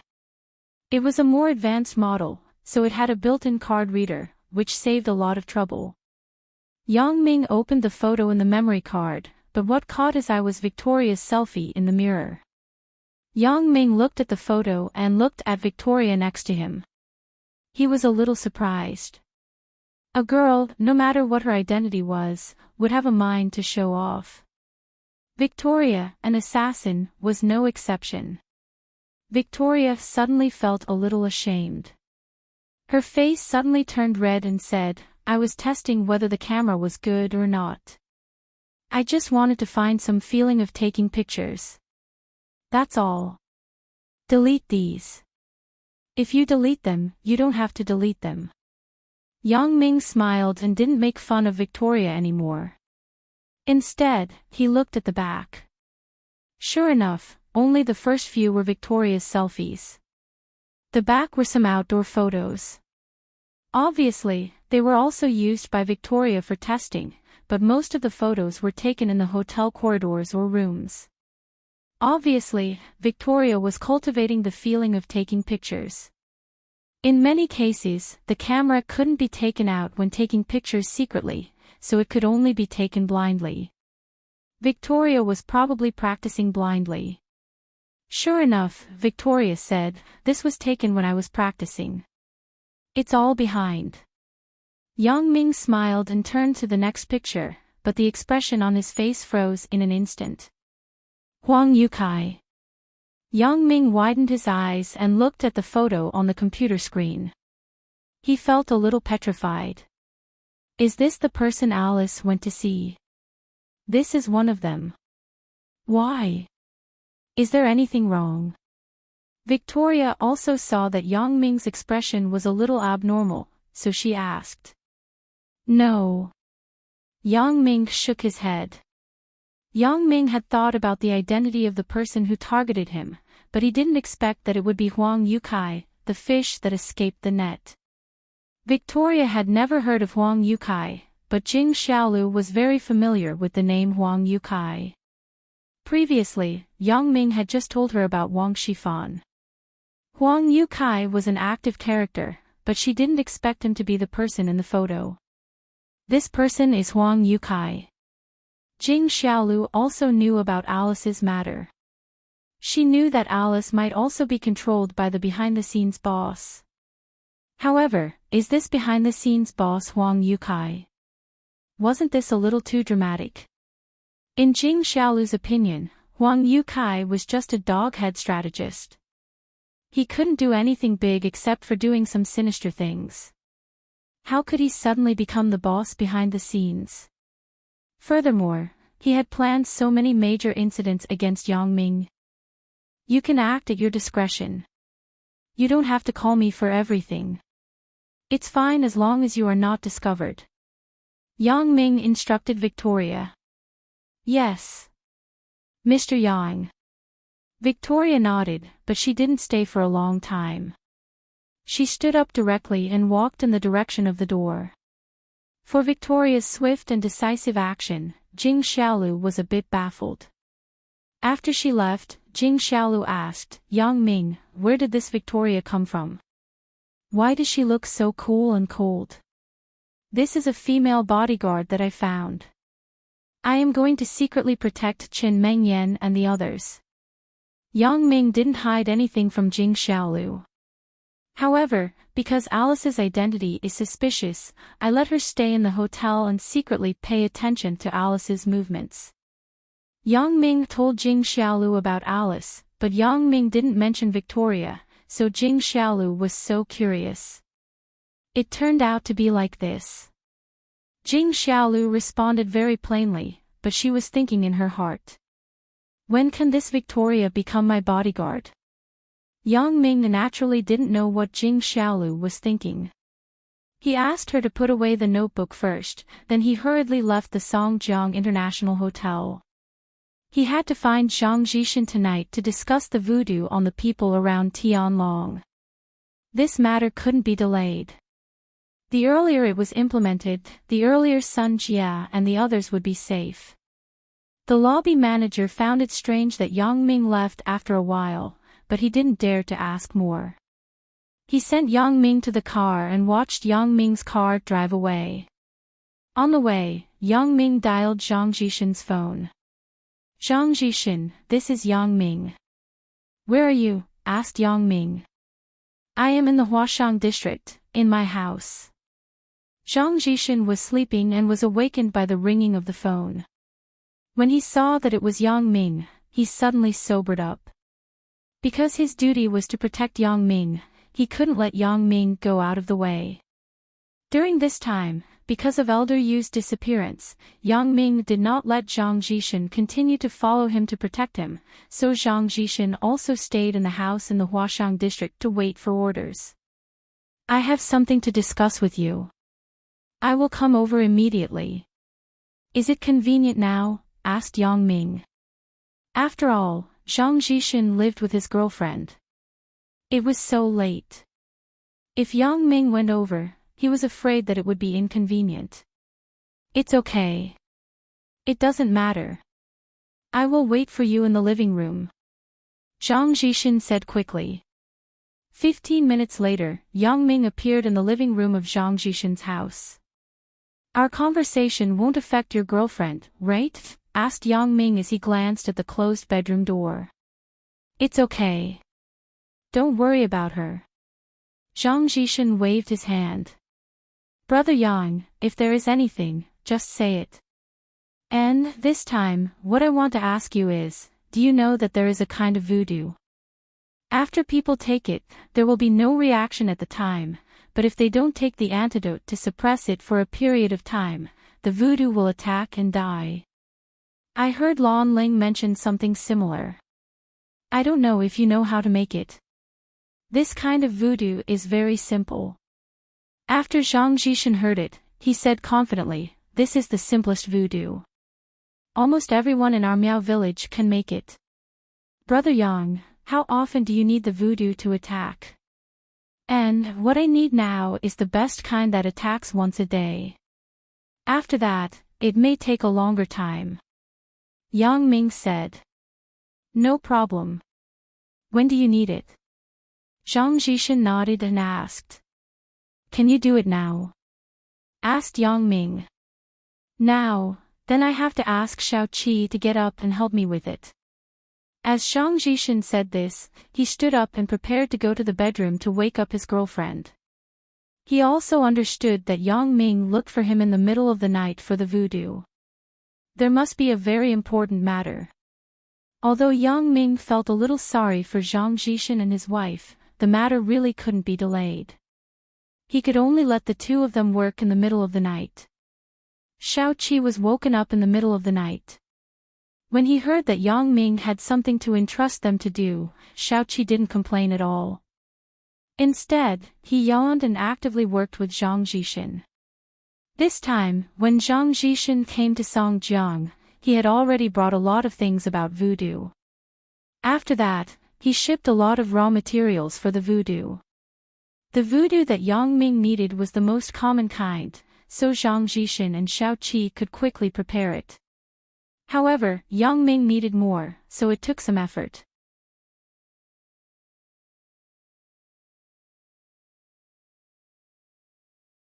Chapter 1252.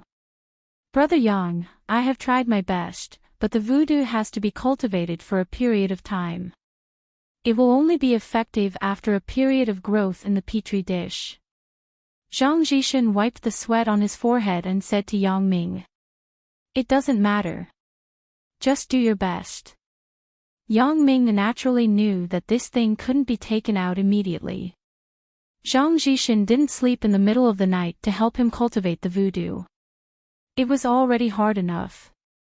This is considered fast. If there is no accident, it can be used in the afternoon, said Zhang Jishan. Okay, thank you for your hard work. What is the interval of the voodoo? Asked Yang Ming. It's about 24 to 30 hours. Zhang Jishan said, Brother Yang, do you have any special needs? This time can be controlled according to the activity of the voodoo. No, this time is enough. But after this matter is over, I hope to delay the outbreak of this voodoo to about a year. Yang Ming thought about it and said, it would be great if we could delay the outbreak of the voodoo based on the original voodoo. This should not be a problem, said Zhang Jishan, but you still need to take another formula. You can start to make it, said Yang Ming. I have to go out and do something now. You and Xiao Qi will have to work hard. At this moment, the sky was already bright. It was already 5:00 in the morning. Yang Ming still had other important things to do. That was to investigate the people around Tianlong.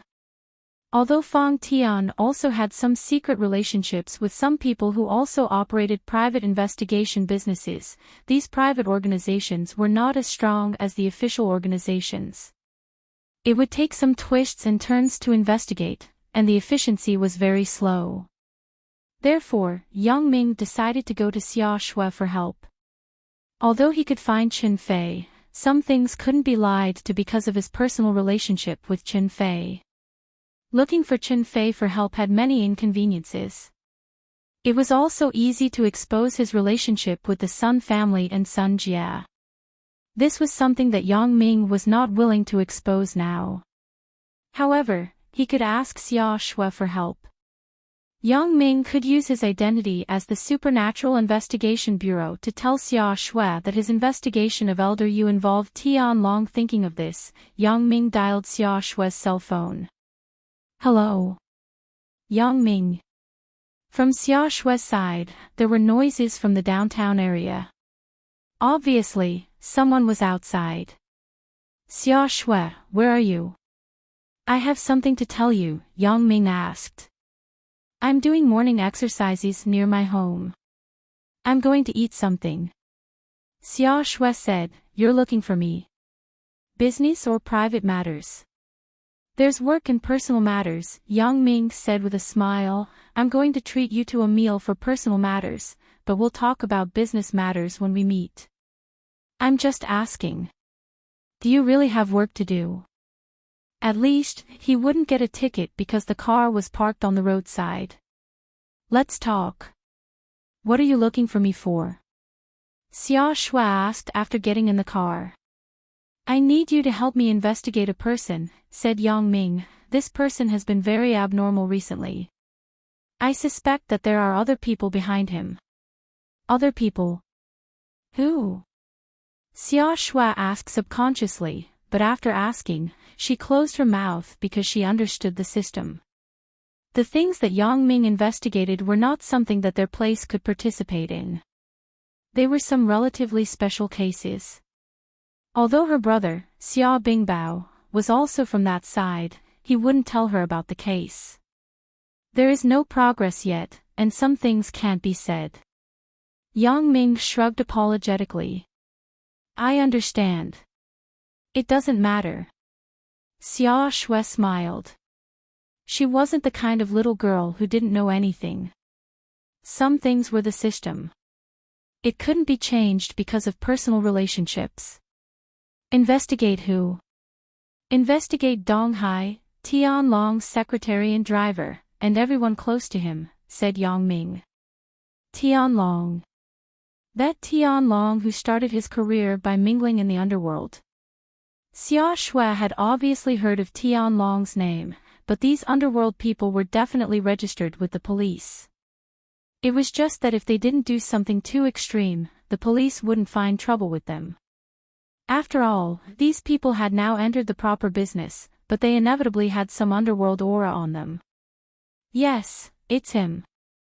Yang Ming nodded and said. He is from Dong Hai. It is appropriate to let the Dong Hai police station investigate. Xia Shui said, You can just show your identity directly.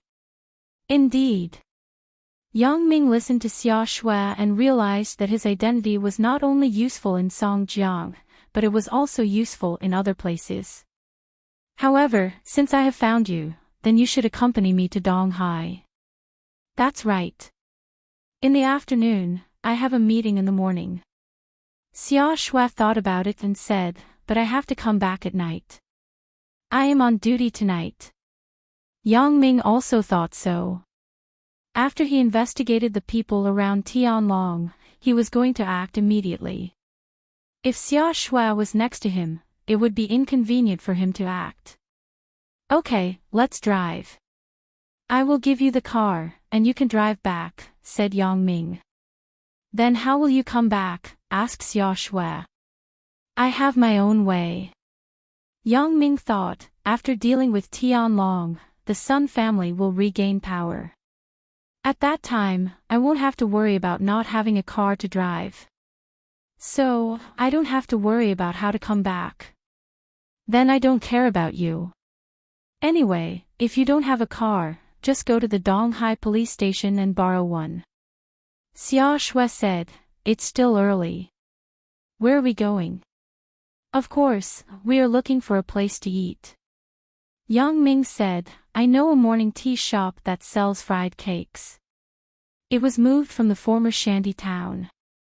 The taste is very authentic. I know that you like to eat it, so I paid attention to it. Now, I will take you there. Ah.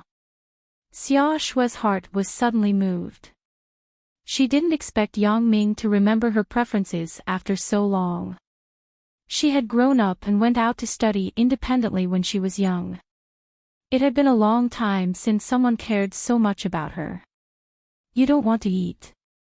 Yang Ming saw Xia Shui in a daze and felt a little strange. No. Xia Shui shook her head vigorously and said, Yang Ming, thank you. Thank me for what? Yang Ming was somewhat inexplicable by Xia Shui's sudden move. It's nothing. Xia Shui smiled and licked her lips. Are we going now? Then, let's go. Of course, we are going now. Didn't I say before that I would treat? Yang Ming said, are you going to let go of me, your long-term meal ticket? Xia Shui's face suddenly blushed. When she said this sentence before, she didn't think so much. After thinking about it, she felt that something was wrong. When Yang Ming mentioned it now, Xia Shui was naturally embarrassed. She said, wishful thinking. You are so rich. I want to kill the rich to help the poor. I'm afraid you won't be able to make me poor. Yang Ming shrugged his shoulders. Xia Shui was just saying it casually. She knew that Yang Ming was very rich now.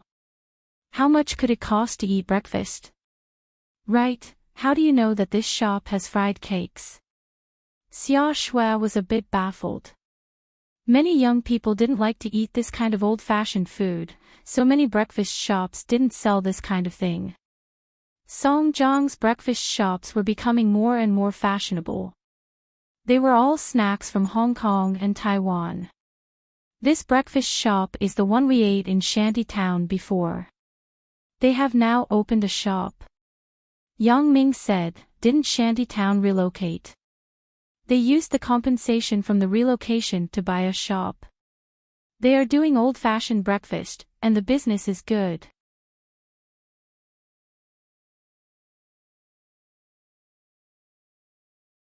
Chapter 1253. This kind of old-fashioned breakfast was fried dough sticks, fried cakes, tofu pudding, and soy milk. However, because the price was cheap, it wasn't very profitable. It wasn't as profitable as those porridge shops, so basically, those who had a shop didn't do it. However, this family didn't have the intention to make a fortune. They were satisfied with just living. After they moved away, they told Yang Ming the new location through Lin Jiyun because the owner of the breakfast stall also knew that Yang Ming had a friend who liked to eat old-fashioned fried cakes. These people knew that the reason why the demolition could get so much compensation was also because of Yang Ming. If Yang Ming's company didn't take over Wei Jin's company, then they wouldn't get so much money, so they were grateful to Yang Ming. Yang Ming knew the address, but he had never been there.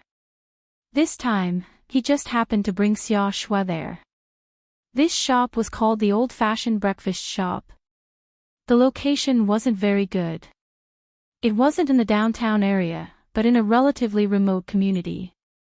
The car was parked at the entrance of the breakfast shop, which attracted some surprised gazes from nearby people.